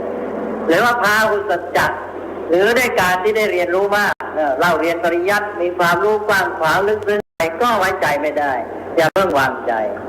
หรือด้วยสมาธิลาภนะหรือด้วยการได้สมาธิถึงได้สมาธิก็อย่าเพิ่งวางใจนะหรือด้วยการที่ปลีกตัวไปอยู่ในที่สงัดไปอยู่ป่าอยู่เขาก็วางใจไม่ได้หรือแม้แต่ด้วยรู้สึกประจักษ์กับตัวเองว่าเรานี้ได้สัมผัสกับความสุขอันประณีตลึกซึ้งที่ไม่เกี่ยวกับประสาทสัมผัสความสุขลึกซึ้งภายในถ้าเรียกว่าเนกขัมมสุขเนี่ยแม้แต่ว่าเราเนี่ยได้ประสบได้สัมผัสกับเนกขัมมสุขด้วยตนเองจริงๆโดยตรงแล้วซึ่งท่านบอกว่าเป็นความสุขที่ปุถุชนไม่รู้จักแม้แต่ได้ความสุขอย่างนั้นก็อย่าเพิ่งวางใจตราบใดที่ยังไม่สิ้นอาสวะมีพุทธพจน์ตรัสเตือนไว้แล้วนี่ที่จริงท่านเตือนพระแต่ละองค์นั่นเองให้วินิจฉัยให้ตรวจสอบตนเองแต่ว่าเราก็เอามาใช้กันในทางสังคมได้ด้วยว่าอย่าไปหลงเพลินวัดกันด้วยสิ่งที่ปรากฏด้วยการที่มีฤทธิ์ปาฏิหาริย์ด้วยการที่ได้สมาธิด้วยการที่มีความเข้มงวดอะไรต่างๆทั้งหมดนั้นเป็นสิ่งที่ท่านไม่ให้วางใจสิ่งที่ตรวจสอบคือความโลภความโกรธความหลงอันนี้ก็แทนว่านี่ก็สิ่งที่ทำความเข้าใจกันก่อนซึ่งเป็นเรื่องทั่วไปเกี่ยวกับการปฏิบัตินี้ต่อไปอาตมาจะค่อยเข้าสู่การปฏิบัติตอนจะเริ่มเข้าสู่การปฏิบัติและจะเข้าสู่การปฏิบัติก็ต้องจุดเริ่มต้นก่อนตอนแรกขอพูดถึงตัวทุนและเครื่องประกอบในการปฏิบัติคนเราจะไปเดินทางนี่บางทีมันต้องมีเสบียงเดินทางกันมีทุนและก็มีเครื่องมือประกอบในการเดินทางจะมีเข็มทิศอาจจะมีไม้เท้าอาจจะมีอะไรก็แล้วแต่มีกระติกน้ำมีอะไรต่างๆเนี่ยก็มีเครื่องประกอบในการเดินทางนี่เราก็จะเดินทางชีวิตเรียกว่าปฏิบัติธรรมเราก็ต้องมีทุนมีเสบียงมีเครื่องประกอบเหมือนกันอันนี้อันหนึ่งทุนเริ่มแรกอะไรก่อนเราจะเดินทางตอนแรกเนี่ยเรายังไม่รู้ว่าทางนี้ไปจริงไม่จริงอ่ะแต่เราอาจจะเชื่อตำราเชื่อครูอาจารย์และเราก็มีความมั่นใจอย่างน้อยเรามีความเชื่อ พอสมควรว่าทางนี้คือทางที่ถูกต้องจะดำเนินไปสู่จุดหมายใช่ไหมก่อนจะเดินทางไม่งั้นเราไม่เริ่มเดินทางอันนี้คนที่จะเดินทางชีวิตปฏิบัติธรรมก็เหมือนกันจะต้องมีความเชื่อเหมือนกันความเชื่ออันนี้ถ้าเรียกว่าศรัทธานะกันแต่ว่าศรัทธาในความหมายจำเพาะยาวไปหน่อยเติมคำว่าโพธิเข้าไปเรียกว่าโพธิศรัทธาโพธิศรัทธายาวไปหน่อยให้เต็มว่าตถาคตโพธิศรัทธาเต็มเลยตถาคตโพธิศรัทธาแต่จะเรียกสั้นๆก็ได้ว่าโพธิศรัทธาตถาคตโพธิศรัทธานี่ท่านแปลกันว่าความเชื่อในปัญญาตรัสรู้ของพระพุทธเจ้าความเชื่อในปัญญาตรัสรู้ของพระพุทธเจ้าหมายความว่าอย่างไงตีความกันให้ดีพระพุทธเจ้าที่เคยเป็นมนุษย์ธรรมดาใช่หรือเปล่าแล้วพระองค์ได้ตรัสรู้ค้นพบสัจธรรมก็กลายเป็นพระพุทธเจ้ามันมีปัญญาที่ทำให้คนเนี่ยกลายเป็นพระพุทธเจ้าได้หรือมนุษย์นี่สามารถพัฒนาปัญญาของตัวเองให้เป็นพุทธะได้ใช่ไหมเพราะฉะนั้นมันจะมีความหมายว่าเชื่อในปัญญาตรัสรู้ของพระพุทธเจ้าคือเชื่อในปัญญาที่ทำให้มนุษย์กลายเป็นพระพุทธเจ้ามันจะต้องมีปัญญาตัวนี้และมนุษย์จะต้องสามารถพัฒนาให้เกิดปัญญานี้ขึ้นได้ภาษาสมัยใหม่เขาเรียกว่าเชื่อในศักยภาพของมนุษย์ที่พัฒนาได้ถ้าไม่มีความเชื่ออันนี้แล้วไปไม่รอดเพราะนั้นคนที่จะเริ่มต้นปฏิบัติธรรมนี่จะต้องมีความเชื่อนี้อยู่มีตถาคตโพธิศรัทธาเชื่อในปัญญาตรัสรู้ของตถาคตเชื่อในปัญญาที่ทำให้มนุษย์กลายเป็นพุทธะเชื่อว่ามนุษย์นี้สามารถพัฒนาตนเองจนกระทั่งมีปัญญาสูงสุดตรัสรู้เป็นพุทธะได้เชื่อในศักยภาพของมนุษย์ซึ่งเป็นสัตว์ที่พัฒนาได้แล้วก็อาจจะมีพุทธภาษิตมากมายมาช่วยประกอบเช่นว่าพระพุทธเจ้าตรัสว่าโตเศรษโธมนุษย์เสสุในบรรดาในหมู่มนุษย์นี้มนุษย์ที่ฝึกแล้วเป็นผู้ประเสริฐฝึกแล้วก็คือพัฒนาแล้วหรือได้รับการศึกษาแล้วคำว่าธรรมะฝึกคำว่านาแปลว่าเจริญพัฒนาเพราะการศึกษากับการศึกษาเนี่ยเป็นศัพท์ที่ใช้แทนกันได้ใช้แทนกันบ่อยๆก็หมายถึงมีการศึกษาได้พัฒนาได้เองก็เชื่อว่ามนุษย์นี้เป็นสัตว์ที่ฝึกได้แล้วในบรรดามนุษย์ทั้งหลายนั้นผู้ที่ฝึกแล้วหรือมีการศึกษาพัฒนาแล้วเป็นสัตว์ประเสริฐสุดหรือพระพจน์แห่งหนึ่งนี่ท่านบอกให้คนมีความกล้าหาญในตนเองท่านบอกว่ากัลยาณวัตโพสักขิอัตตานังอติมัญญสิท่านบอกว่าท่านท่านก็สามารถทำดีได้ฉะไหนจึงมาหมิ่นตนเองเสียนี่ว่าอย่างนั้นนะคนจำนวนมากเนี่ยมาดูถูกตนเองนึกว่าตัวเองไม่มีความสามารถก็เลยย่อท้อไม่สามารถทำสิ่งที่ดีงามพระพุทธเจ้าก็ตรัสเตือนด้วยพุทธพจน์นี้บอกว่าท่านท่านก็สามารถทำดีได้ยายจึงมาดูหมิ่นตนเองเสียนี่ก็เป็นอันหนึ่งที่เร้าใจเราอาจจะมีพุทธพจน์ประเภทนี้ที่เร้าใจเราอยู่เสมอให้มนุษย์เนี่ยให้มีความกล้าหาญมีความเชื่อมั่นในตนเองแต่ไม่ใช่เชื่อมั่นอย่างเลื่อนลอยเชื่อมั่นในการที่จะพัฒนาตนเองต่อไปฉะนั้นตอนแรกนี้สิ่งเริ่มแรกคือมีโพธิศรัทธาความเชื่อในปัญญาตรัสรู้ที่ทำให้มนุษย์กลายเป็นพุทธได้ต่อไปตอนนี้เราจะเข้าสู่ทางแล้วตอนนี้พอมีความเชื่อเราก็เริ่มต้นเดินทางได้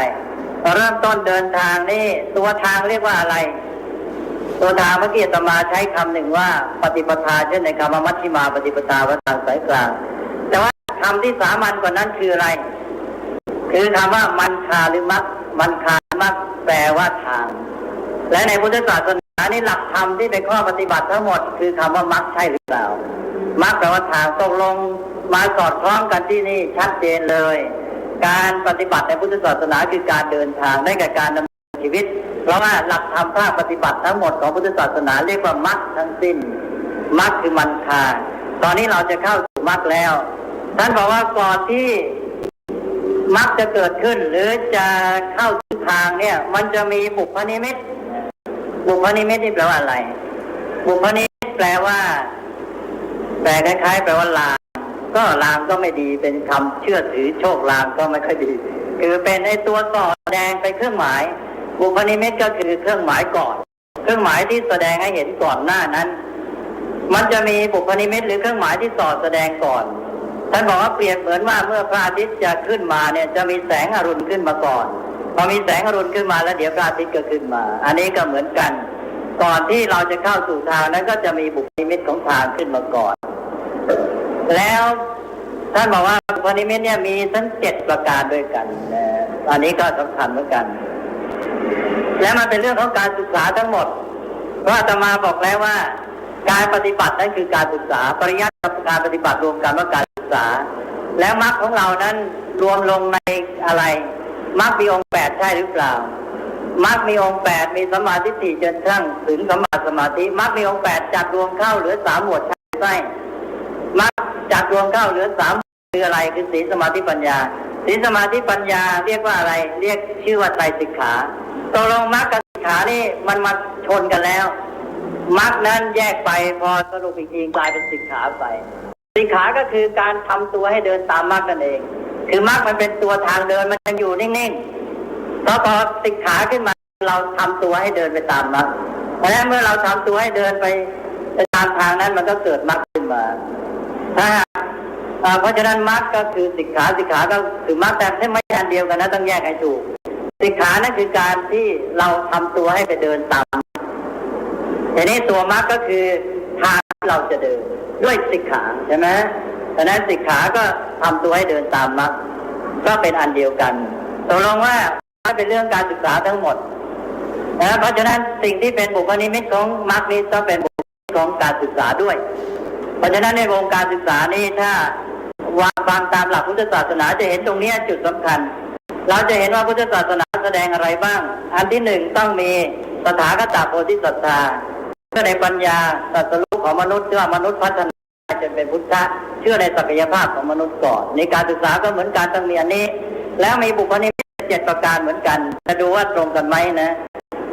แต่อย่างน้อยต้องดูว่าพุทธศาสนาเสนออะไรแก่มรรคและการศึกษาก็ดูบุพนิมิต7ประการนี้บุพนิมิตเฉพาะว่ามันเป็นลางหรือเป็นเครื่องหมายที่สอดแสดงว่าเราจะเข้าถึงมรรคเท่านั้นนะถ้าว่ามรรคที่ยังไม่เกิดก็จะเกิดขึ้น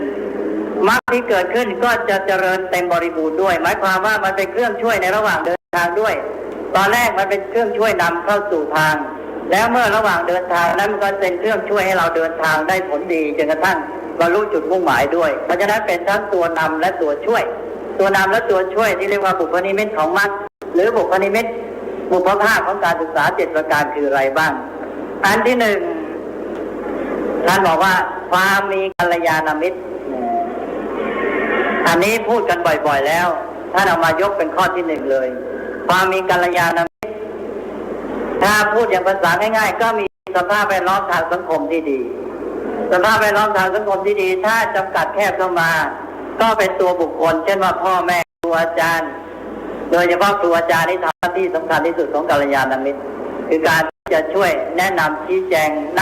ชักนำเด็กเข้าสู่ทางที่ถูกต้องชักนำเข้าสู่การศึกษาครูมีหน้าที่ในแง่นี้ก็เป็นนิมิตของการศึกษาเพราะฉะนั้นพูดในความหมายหนึ่งครูทำหน้าที่เป็นบุคคลนิมิตของการศึกษานะไม่ใช่เป็นตัวการศึกษาครูไม่สามารถให้การศึกษาแก่เด็กได้แต่ว่าครูเป็นผู้สามารถชักนำเด็กเข้าสู่กระบวนการของการศึกษาเพราะว่าทำหน้าที่เป็นกัลยาณมิตรนี่ประการที่1มีสิ่งแวดล้อมทางสังคมที่ดีมีกัลยาณมิตรตลอดจนกระทั่งถึงสื่อมวลชนที่สื่อมวลชนปัจจุบันนี้ทำหน้าที่สำคัญในทางศึกษามากตลอดจนกระทั่งทำลายการศึกษาด้วยถ้าเป็นสื่อมวลชนที่ไม่ดีก็ทำลายการศึกษาถ้าเป็นสื่อมวลชนที่ดีก็ทำหน้าที่ให้การศึกษาปัจจุบันนี้บางแห่งนี้สื่อมวลชนทำหน้าที่การศึกษาที่สำคัญยิ่งกับครูอาจารย์ในโรงเรียนได้ซ้ำไปอันนี้ก็เป็นเรื่องสำคัญประการแรกก็จะต้องมีกัลยาณมิตรประการที่2ถ้าเรียกว่าศีลสัมปทาการทำศีลให้ถึงพร้อมศีลคืออะไรศีลคือข้อปฏิบัติในการอยู่ร่วมกันได้ดีในสังคมความสัมพันธ์ในสังคมที่ดีเมื่อกี้เรามีสิ่งแวดล้อมที่ดีในสังคมเป็นเรื่องว่าได้มาเข้าตัวแต่ทีนี้ตัวเองก็ต้องฝึกด้วยตอนนี้เริ่มฝึกแล้วฝึกสัมปทามีความหมายทำให้บริบูรณ์ขึ้นมาทำให้เต็มขึ้นมาแล้วทำให้มีศีลขึ้นมานี่หมายถึงว่าต้องสร้างสรรค์สัมปทาในที่นี้สร้างสรรค์ความสัมพันธ์ทางสังคมที่ดีตัวเองจะต้องมีความสัมพันธ์กับผู้อื่นดีด้วยไม่ใช่เป็นฝ่ายรับจากกัลยาณมิตรฝ่ายเดียวตัวเองจะต้อง แสดงออกต่อผู้อื่นที่ไม่เบียดเบียนไม่ทำความเดือดร้อนแก่สังคมต้องมีความสัมพันธ์ที่เกื้อกูลต่อสังคมต่อเพื่อนมนุษย์แล้วก็จัดระเบียบการดำเนินชีวิตให้ดีเพราะวินัยให้ศีลนี่มันคลุมถึงวินัยศีลนี้การที่จะฝึกให้มีศีลข้อสำคัญอันหนึ่งก็คือการมีวินัยโดยเฉพาะพระนี่จะเห็นว่าเรื่องการที่จะมีศีลนั้นจุดสำคัญก็คือการฝึกในเรื่องวินัยก็คือระเบียบการดำเนินชีวิตเพราะฉะนั้นอันที่หนึ่งอันข้อนี้ก็คือการที่ว่าจะต้องสร้างสรรค์ความสัมพันธ์ที่ดีในทางสังคมการรู้จักร่วมกับผู้อยู่กับผู้อื่นได้ดีโดยไม่เบียดเบียนกันโดยเกื้อกูลกันและก็มีระเบียบในการดำเนินชีวิตอันนี้ก็จะเป็นส่วนที่เป็นบุคลิกอันหนึ่งของการศึกษาต่อไปประการที่สามเรียกว่าฉันทสัมปทาฉันทสัมปทาก็การสร้างสรรค์แรงจูงใจที่เรียกว่าฉันทะที่พูดมาแล้วเมื่อกี้อันนี้ย้อนกลับมาอีกแรงจูงใจเป็นสิ่งสำคัญมากในการศึกษาอย่างที่บอกเมื่อกี้ถ้าเราไม่มีแรงจูงใจเดินไปได้ยากเราจะเดินไม่ออกเราจะไม่มีตัวเร่งตัวกระตุ้นให้เราเดินเพราะฉะนั้นจะต้องมีแรงจูงใจแต่ต้องมีแรงจูงใจที่ถูกต้องคือฉันทะคือความใฝ่รู้และใฝ่ธรรมหรืออยากรู้อยากทำที่ได้พูดมาแล้วเพราะฉะนั้นอันนี้อันที่สามมาเน้นคือการสร้างสรรค์แรงจูงใจที่ถูกต้องที่เรียกว่าฉันทะความใฝ่รู้และใฝ่ธรรมที่ปัจจุบันก็อย่างน้อยก็ทำให้เกิดค่านิยมในการผลิตต่อไปอันที่สี่เรียกว่าอัตตสัมปทาอัตตสัมปทานี่ขอใช้ภาษาอังกฤษหน่อยคือพอดีมันมีว่าภาษาอังกฤษใช้มันมาตรงกันเข้าเรียกว่า self actualization ในจิตวิทยาการศึกษาปัจจุบันนี้รู้สึกว่าจะมีความสำคัญอยู่พอสมควร self actualization ที่จริงมีอยู่ในนี้คืออัตตสัมปทาเพราะเรามีความเชื่อในศักยภาพของมนุษย์แล้วตอนนี้ก็คือการสร้างสรรค์ตนเองให้บริบูรณ์อัตตสัมปทานี่เป็นศัพท์ธรรมะที่เราจะข้ามแปลกเหมือนกันทำไมเราข้ามไปพระพุทธเจ้าตรัสไว้ในชุดเดียวกัน7ข้อเรียงลำดับแต่ข้อนี้ถูกข้ามไปฉันทะก็ถูกข้ามที่จริงทั้ง7ข้อเนี่ยถูกข้ามเยอะเอาละอันนี้เราเอามาทวนกันพระพุทธเจ้าตรัสไว้ว่าบุพนิมิตของมรรคคืออันที่4คืออัตตสัมปทาการสร้างสรรค์ตนเองหรือศักยภาพของตนเองพร้อมอันนี้ก็หมายความว่าจะต้องทำศักยภาพของตนให้เต็มบริบูรณ์ก็เป็นข้อที่4อันนี้ไม่ต้องอธิบายมากเพราะสมัยปัจจุบันก็อธิบายกันอยู่แล้วแต่เพียงแต่ให้เห็นว่าในพุทธศาสนาแสดงไว้เป็นข้อที่4ในบุพนิมิตของการศึกษาต่อไปข้อที่5ทิฏฐิสัมปทาอันนี้อาตมาเอาบาลีขึ้นก่อนมันทำให้ยากหน่อยที่จริงถ้าอธิบายเป็นไทยไปแล้วมายกเข้าบาลีทีหลังจะง่ายกว่าแต่ว่าไม่เป็นไรเราพูดกันแบบวิชาการทิฏฐิสัมปทาแปลว่าการสร้างสรรค์ทิฏฐิถึงพร้อมการสร้างสรรค์ทิฏฐิให้บริบูรณ์ทิฏฐิคืออะไรทิฏฐิคือทัศนคติค่านิยมความคิดเห็นท่าทีของบุคคลต่อสิ่งต่างๆใช่ไหมสิ่งหนึ่งที่สำคัญคือเจตคติทัศนคติและค่านิยมอันนี้มีความสำคัญมากในการศึกษาพระพุทธเจ้าบอกว่าจะต้องมีทัศนคติมีค่านิยมที่ถูกต้องที่จะให้การศึกษานั้นอันหนึ่งที่จะต้องทำคือการพัฒนาทัศนคติค่านิยมอันนี้เรียกว่าสัมปทาแล้วทัศนคติค่านิยมที่สำคัญในทางพุทธศาสนาอันหนึ่งที่ย้ำก่อนอื่นคืออะไรที่ถือว่าเป็นสัมมาทิฏฐิเบื้องต้นคืออะไรคือการมองสิ่งทั้งหลายตามความเป็นไปแห่งเหตุปัจจัยอันนี้เป็นทัศนคติสำคัญในการมองโลกเด็กของเรานี่ได้ฝึกการมองโลกมองชีวิตแบบนี้ไหม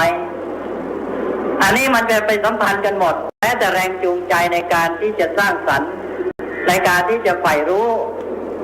ถ้าเรามีทัศนคติในการมองสิ่งทั้งหลายตามความสัมพันธ์ของเหตุปัจจัยมันจะทำให้เราสนับสนุนการอยากรู้เพื่อเข้าถึงความจริงเราจะสืบค้นเหตุปัจจัยของสิ่งทั้งหลายเพราะการที่จะเข้าถึงความจริงของสิ่งทั้งหลายนั้นจะต้องค้นหาเหตุปัจจัยของมันเพราะหลักความจริงประการสำคัญอันหนึ่งก็คือความเป็นไปตามเหตุปัจจัยพุทธศาสนานี่ประกาศหลักการแห่งความเป็นไปตามเหตุปัจจัยอันนี้ก็คือทัศนคติท่าทีของมนุษย์ต่อโลกที่ควรจะต้องมีเป็นประการแรกคือการที่เราจะต้องฝึกคนให้มองสิ่งทั้งหลายตามความสัมพันธ์หรือตามความเป็นไปแห่งเหตุปัจจัย นะแล้วส่วนท่าทีทัศนคติค่านิยมอื่นเนี่ยมันจะมาตามทีหลังเช่นว่าค่านิยมในการผลิตอะไรต่างๆเนี่ยถ้าเรารู้จักมองสิ่งทั้งหลายตามความเป็นไปเหตุปัจจัยแล้วมันส่งเสริมการผลิตเพราะว่าเด็กอยากจะทำอะไรอยากจะสร้างสรรค์อะไรแกจะต้องเรียนรู้เหตุว่าสิ่งนี้ทำขึ้นมาได้อย่างไรมีเหตุมีปัจจัยมีองค์ประกอบอะไรบ้างจึงสร้างสรรค์ขึ้นมาได้แล้วไอ้ท่าทีของการมองตามเหตุปัจจัยก็ไปสนับสนุนฉันทะในการสร้างสรรค์สิ่งต่างๆเพราะเราจะต้องฝึกค้นแล้วมันจะไปสนับสนุนตัวท้ายอีกจะพูดต่อไปด้วยเพราะฉะนั้นให้มีการสร้างเสริมหรือสร้างสรรค์ทัศนคติค่านิยมที่ถูกต้องเพื่อให้มีสติสัมปทานเป็นประการที่5ต่อไปประการที่6ประการที่6เรียกว่าอัปปมาทสัมปทานการสร้างสรรค์ความไม่ประมาทความไม่ประมาทนี่คืออะไรอันนี้เราจะต้องพูดกันให้ชัดขึ้นอีกสักหน่อยหนึ่งการสร้างสรรค์ความไม่ประมาทความไม่ประมาทนั้นคือการมีจิตสำนึกในเรื่องการเวลาและความเปลี่ยนแปลงคนที่จะมีความไม่ประมาทเพราะสำนึกในเรื่องการเวลาเวลามันเคลื่อนอยู่ตลอดเวลาผมไม่เดี๋ยววันหมดไปเดี๋ยวคืนมาเดี๋ยวเดือนหนึ่งเดี๋ยวปีหนึ่งนะเวลาไม่รอเราการเวลาและบาลีไม่รอใครจะทำอะไรต้องรีบทำเพราะฉะนั้นจะต้องมีความกระตือรือร้นขนขวายทำสิ่งต่างๆอันนี้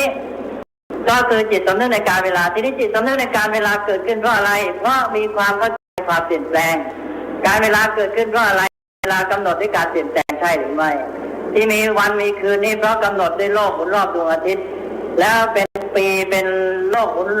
รอบดวงอาทิตย์ไปได้รอบหนึ่งเต็มบริบูรณ์ก็เป็นปีหนึ่งเนี่ยการเคลื่อนไหวเปลี่ยนแปลงสิ่งทั้งหลายแม้แต่ความเปลี่ยนแปลงในชีวิตของเราที่ไม่อยู่ตลอดเวลานี้ทุกส่วนของชีวิตของเราทั้งรูปธรรมนามธรรมมีการเกิดดับอยู่ตลอดเวลาพระพุทธศาสนานี่สอนนักสอนหนาในเรื่องความเปลี่ยนแปลงสอนหลักอนิจจังมาสอนนักสอนหนาเนี่ยว่ามีการเกิดดับอนิจจังนี้อันหนึ่งพระพุทธเจ้าต้องการอะไรต้องการให้เรามีความไม่ประมาทพระพุทธเจ้าตรัสปัจฉิมวาจาวาจาสุดท้ายที่พระพุทธเจ้าตรัสก่อนปรินิพพานเรียกว่าวาจาสั่งเสียของพระองค์คือคำว่าวายธรรมาสังขาราอัปปมาเทนะสัมปาเทสะแปลว่าสังขารทั้งหลายมีความเสื่อมสลายไปเป็นธรรมดาท่านทั้งหลายจงยังความไม่ประมาทให้ถึงพร้อมหรือแปลว่าจงทำกิจให้บริบูรณ์ด้วยความไม่ประมาทอันนี้เป็นการที่พระองค์เอาหลักอนิจจังหรือหลักความไม่เที่ยงเนี่ยมาสัมพันธ์กับความไม่ประมาทตรัสเรื่องความเปลี่ยนแปลงความไม่เที่ยงเพื่อกระตุ้นเราให้ไม่ประมาทใช่หรือไม่แต่ว่าเราเนี่ยมองข้ามพุทธพจน์สำคัญอันนี้ที่เป็นปัจฉิมวาจาสุดท้ายพระพุทธเจ้าสั่งเสียแสดงว่าพระองค์ต้องถือว่าสำคัญมากแต่ชาวพุทธไม่ค่อยเอามาใช้นะพระพุทธเจ้าบอกว่าให้ไม่ประมาทเพราะว่าสิ่งทั้งหลายไม่เที่ยงเพราะฉะนั้นจิตสำนึกในเรื่องการเวลามาจากจิตสำนึกในความเปลี่ยนแปลงและจิตสำนึกในความเปลี่ยนแปลงก็เป็นตัวกระตุ้นเราให้มีความไม่ประมาทเพราะฉะนั้นสิ่งหนึ่งที่เป็นตัวบุพนิมิตของการศึกษาหรือการเดินตามมรรคหรือการปฏิบัติธรรมก็คือความกระตือรือร้นความเร่งขนขวายไม่ประมาทฉะนั้นหลักพุทธศาสนาไม่ยอมให้เราเป็นคนเฉื่อยชาเป็นคนอยู่นิ่งเฉยพระพุทธเจ้าตรัสย้ำไปแล้วอัปปมาทธรรมนี่ย้ำไม่รู้กี่ครั้งย้ำในฐานะบุพนิมิตของการศึกษาย้ำในฐานะปัจฉิมวาจาวาจาสุดท้ายของพระพุทธเจ้าย้ำในฐานะที่เป็นธรรมเปรียบรอยเท้าช้างหลายท่านคงเคยได้ยินพระพุทธเจ้าตรัสบอกว่ารอยเท้ากษัตริย์บกทั้งหลายย่อมรวมลงได้ในรอยเท้าช้างฉันใดทั้งหลายรวมลงได้ในความไม่ประมาทฉันนั้นถ้ามีความไม่ประมาทแล้วก็สามารถปฏิบัติธรรมทุกข้ออื่นได้แต่ถ้าท่านประมาทสักอย่างเดียวทำทั้งหลายเรียนมาก็ไร้ประโยชน์เพราะไม่เอามาปฏิบัติไม่เอามาใช้เพราะฉะนั้นให้มีความไม่ประมาทตกลงว่าอัปปมาทสัมปทาการสร้างสรรค์ความกระตือรือร้นความเร่งขนขวายหรือการมีจิตสำนึกในเรื่องการเวลาและความเปลี่ยนแปลงที่ทำให้กระตือรือร้นอยู่เสมอนี้เป็นหลักสำคัญที่เรียกว่าเป็นบุพนิมิตประการที่6ของการศึกษาไปประการที่7ได้แก่โยนิโสมนสิการโยนิโสมนสิการแปลว่าการทำใจโดยแยบคายหรือการรู้พิจารณาโดยแยบคายเรามาแปลภาษาสมัยใหม่ว่ารู้จักคิดหรือคิดเป็นการพิจารณาสิ่งทั้งหลายตามแนวทางของเหตุปัจจัยถ้าเรามีทิฏฐิสัมปทามีท่าทีแห่งการมองเหตุ การมองสิ่งทั้งหลายตามเหตุปัจจัยแล้ว เราก็จะใช้โยนิโสมนสิการได้เพราะฉะนั้นสิ่งเหล่านี้หลักเหล่านี้สัมพันธ์กันหมดไอ้ตัวทิฏฐิสัมปทาก็มาโยงกับโยนิโสมนสิการด้วยเราก็จะมองสิ่งทั้งหลายพิจารณาว่าเหตุปัจจัยของมันเป็นยังไงแยกแยะองค์ประกอบของมันเป็นยังไงเมื่อเห็นสิ่งทั้งหลายพิจารณาว่ามันมีความเป็นจริงอย่างไรมองสิ่งทั้งหลายตามความเป็นจริงมีคุณมีโทษอย่างไรมีทางแก้ไขอย่างไรเนี่ยอันนี้เป็นเรื่องของโยนิโสมนสิการทั้งสิ้นตกลงนี้ก็เป็นหลักประการที่โยนิโสมนสิการได้พูดในที่อื่นมากแล้วเพราะฉะนั้นไม่จำเป็นต้องย้ำอีกตกลงว่าอุปนิมิตของการศึกษานี่มี7ประการด้วยกันในการให้การศึกษาจะต้องเน้น7ประการนี้และตัวการศึกษาก็มาตัวการศึกษานั้นจะมาที่เริ่มจากสัมมาทิฏฐิเป็นต้นไปนั่นคือตัวมรรคเมื่อเราทำตัวเดินตามมรรคก็คือศึกษาก็มีประกอบ3ส่วนศีลสมาธิปัญญาและแยกไปเป็นสัมมาทิฏฐิจนกระทั่งถึงสัมมาสมาธิแต่บุพนิมิตของมันคืออะไรเราอย่าลืมอันนี้เดี๋ยวท่านจะสงสัยอีกตอนนี้ก็เลยแทรกเข้ามาบอกว่าก็ไอ้7ข้อนี่มันไม่อยู่ในมรรคหรืออย่างศีลนี่มันไม่อยู่ในมรรคหรือเนี่ยสมมติว่าตั้งข้อสงสัยจะตอบว่าไง7ข้อเนี่ยที่จริงมันก็อยู่ในมรรคแล้วก็ขออุปมาให้ฟังเหมือนกับเราจะพูดอะไรสักอย่างหนึ่งเหมือนกับเราบอกว่าแพทย์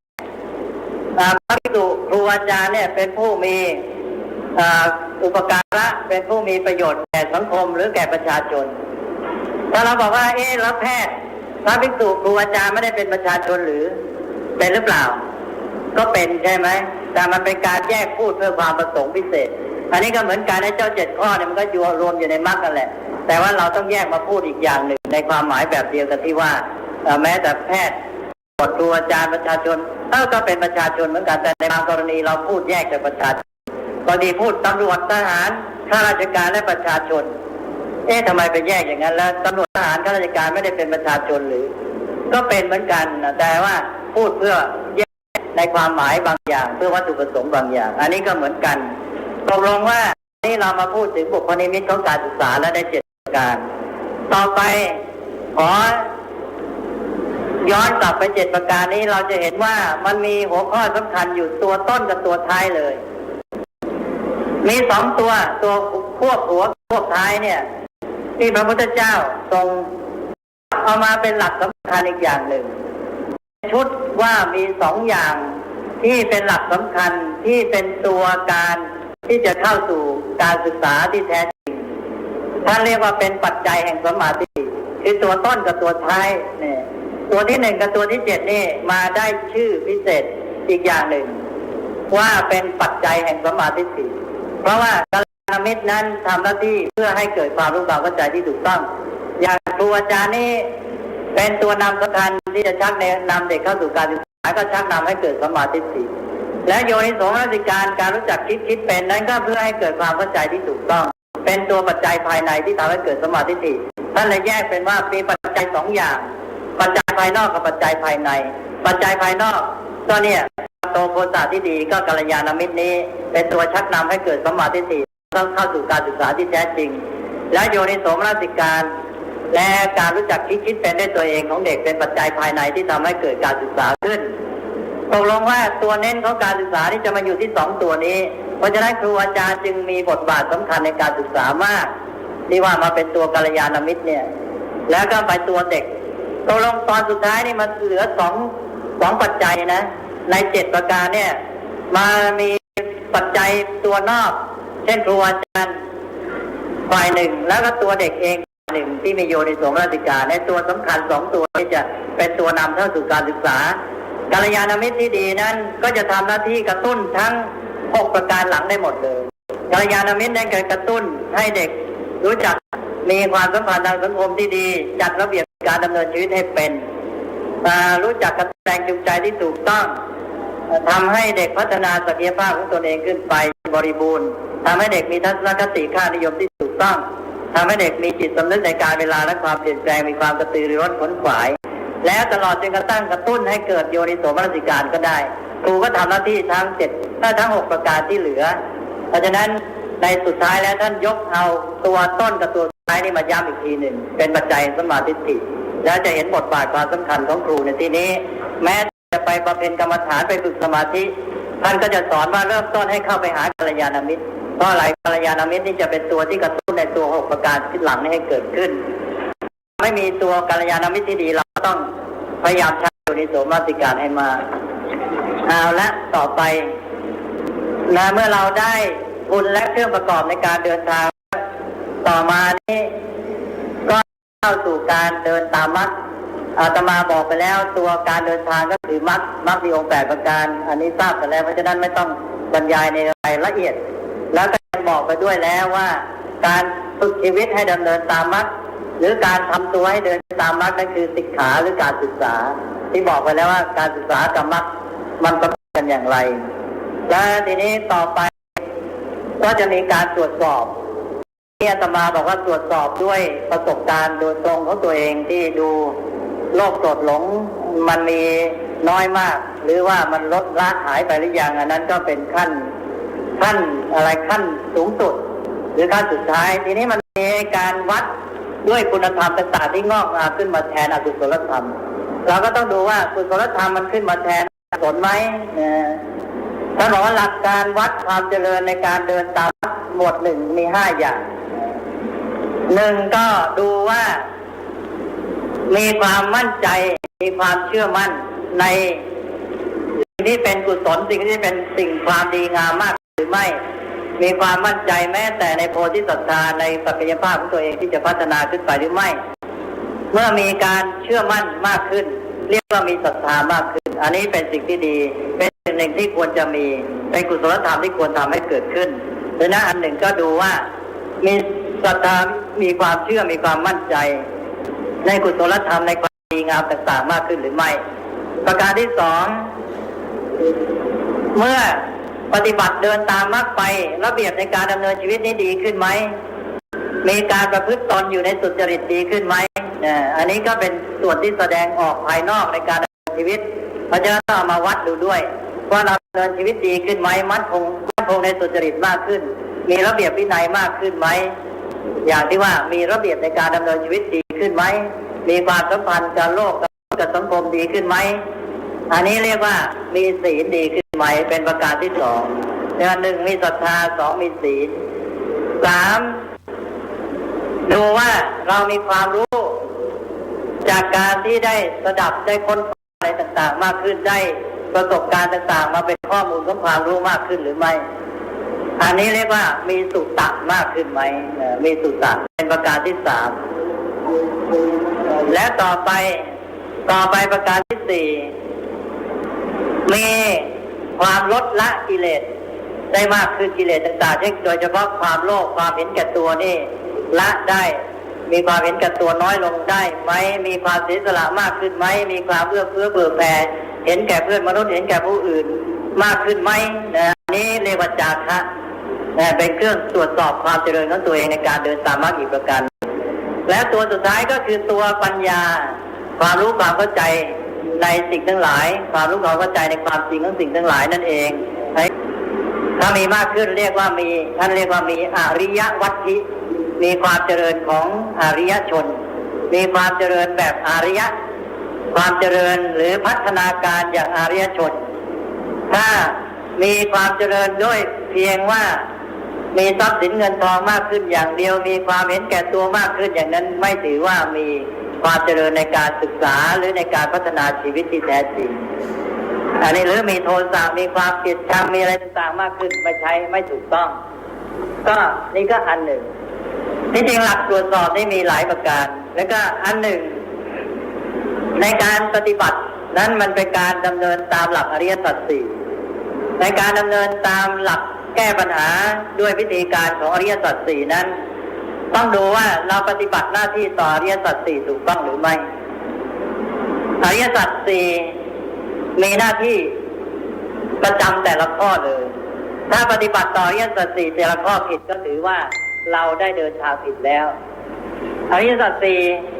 1ทุกข์คือตัวปัญหา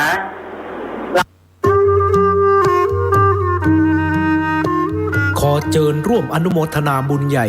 กับก้าวสำคัญของการเผยแพร่ธรรมะสู่ชุมชนสถานีวิทยุเครือข่ายคลื่นสีขาวเพื่อชาวประชา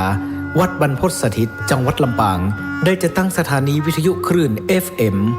106.50 เมกะเฮิรตซ์ณวัดบรรพตสถิตตำบลพระบาทอำเภอเมืองจังหวัดลำปาง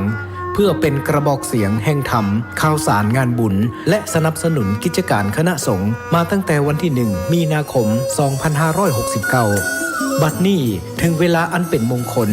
ขอเชิญร่วมงานทำบุญเปิดสถานีวิทยุวัดบรรพตสถิตและพิธีสามีจิกรรมสุมาคารวะสะเกล้าดำหัวครูบาอาจารย์พระนักเผยแผ่เครือข่ายคลื่นสีขาวประจำปี 2569 พบกันในวันเสาร์ที่ 25 เมษายน 2569 นี้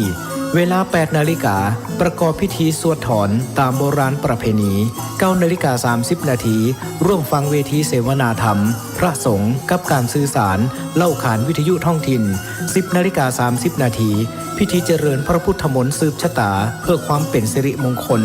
11 นาฬิกา 29 นาทีพิธีเปิดป้ายสถานีวัดบรรพตสถิตอย่างเป็นทางการ 12 นาฬิกาอิ่มบุญอิ่มต้องกับโรงทานอาหารเลิศรสจากญาติธรรม 13 นาฬิการ่วมพิธีสามีจิกรรมสะเกล้าดำหัวพระสงฆ์ครูบาอาจารย์พระนักเผยแผ่จำนวน 50 รูป 14 นาฬิกาพิเศษกิจกรรมจับสลากมอบของขวัญรางวัลแทนใจให้แก่ญาติโยมขอเชิญคณะศรัทธาท่านผู้ฟังร่วมเป็นเจ้าภาพปัจจัยถวายพระสงฆ์50 รูปรูปละ 1,500 บาทหรือตามเจตนาศรัทธาบริจาคได้ที่ธนาคารกรุงไทยสาขาลำปางชื่อบัญชีกองทุนสนับสนุนการเผยแผ่พระพุทธศาสนาวัดบรรพตสถิตเลขที่บัญชี 503-3-155564-4 สอบถามรายละเอียดเพิ่มเติมโทร 086-586-7540 หรือ 098-005-2515 เมษายนนี้เฮามาห่วมสะเกล้าดำหัวร่วมสืบสารประเวณีปีใหม่เมืองณวัดบรรพตสถิตลำปางคลื่น 106.50 เมกะเฮิรตซ์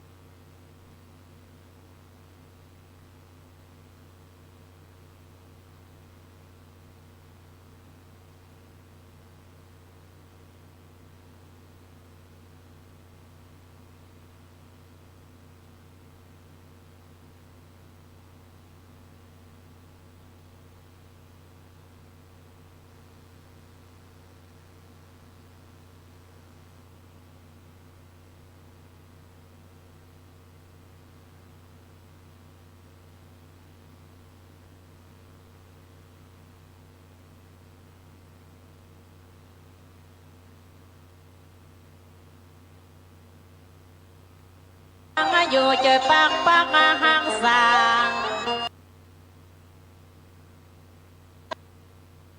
เราพดแผ่วลูกเต้าพดแผ่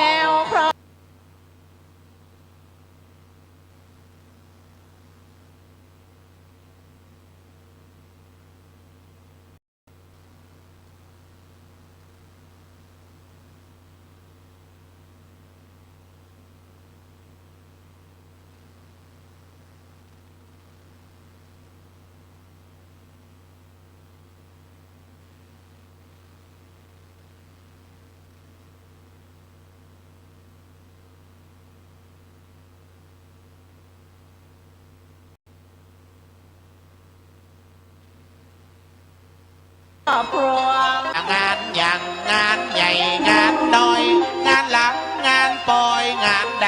ก็แล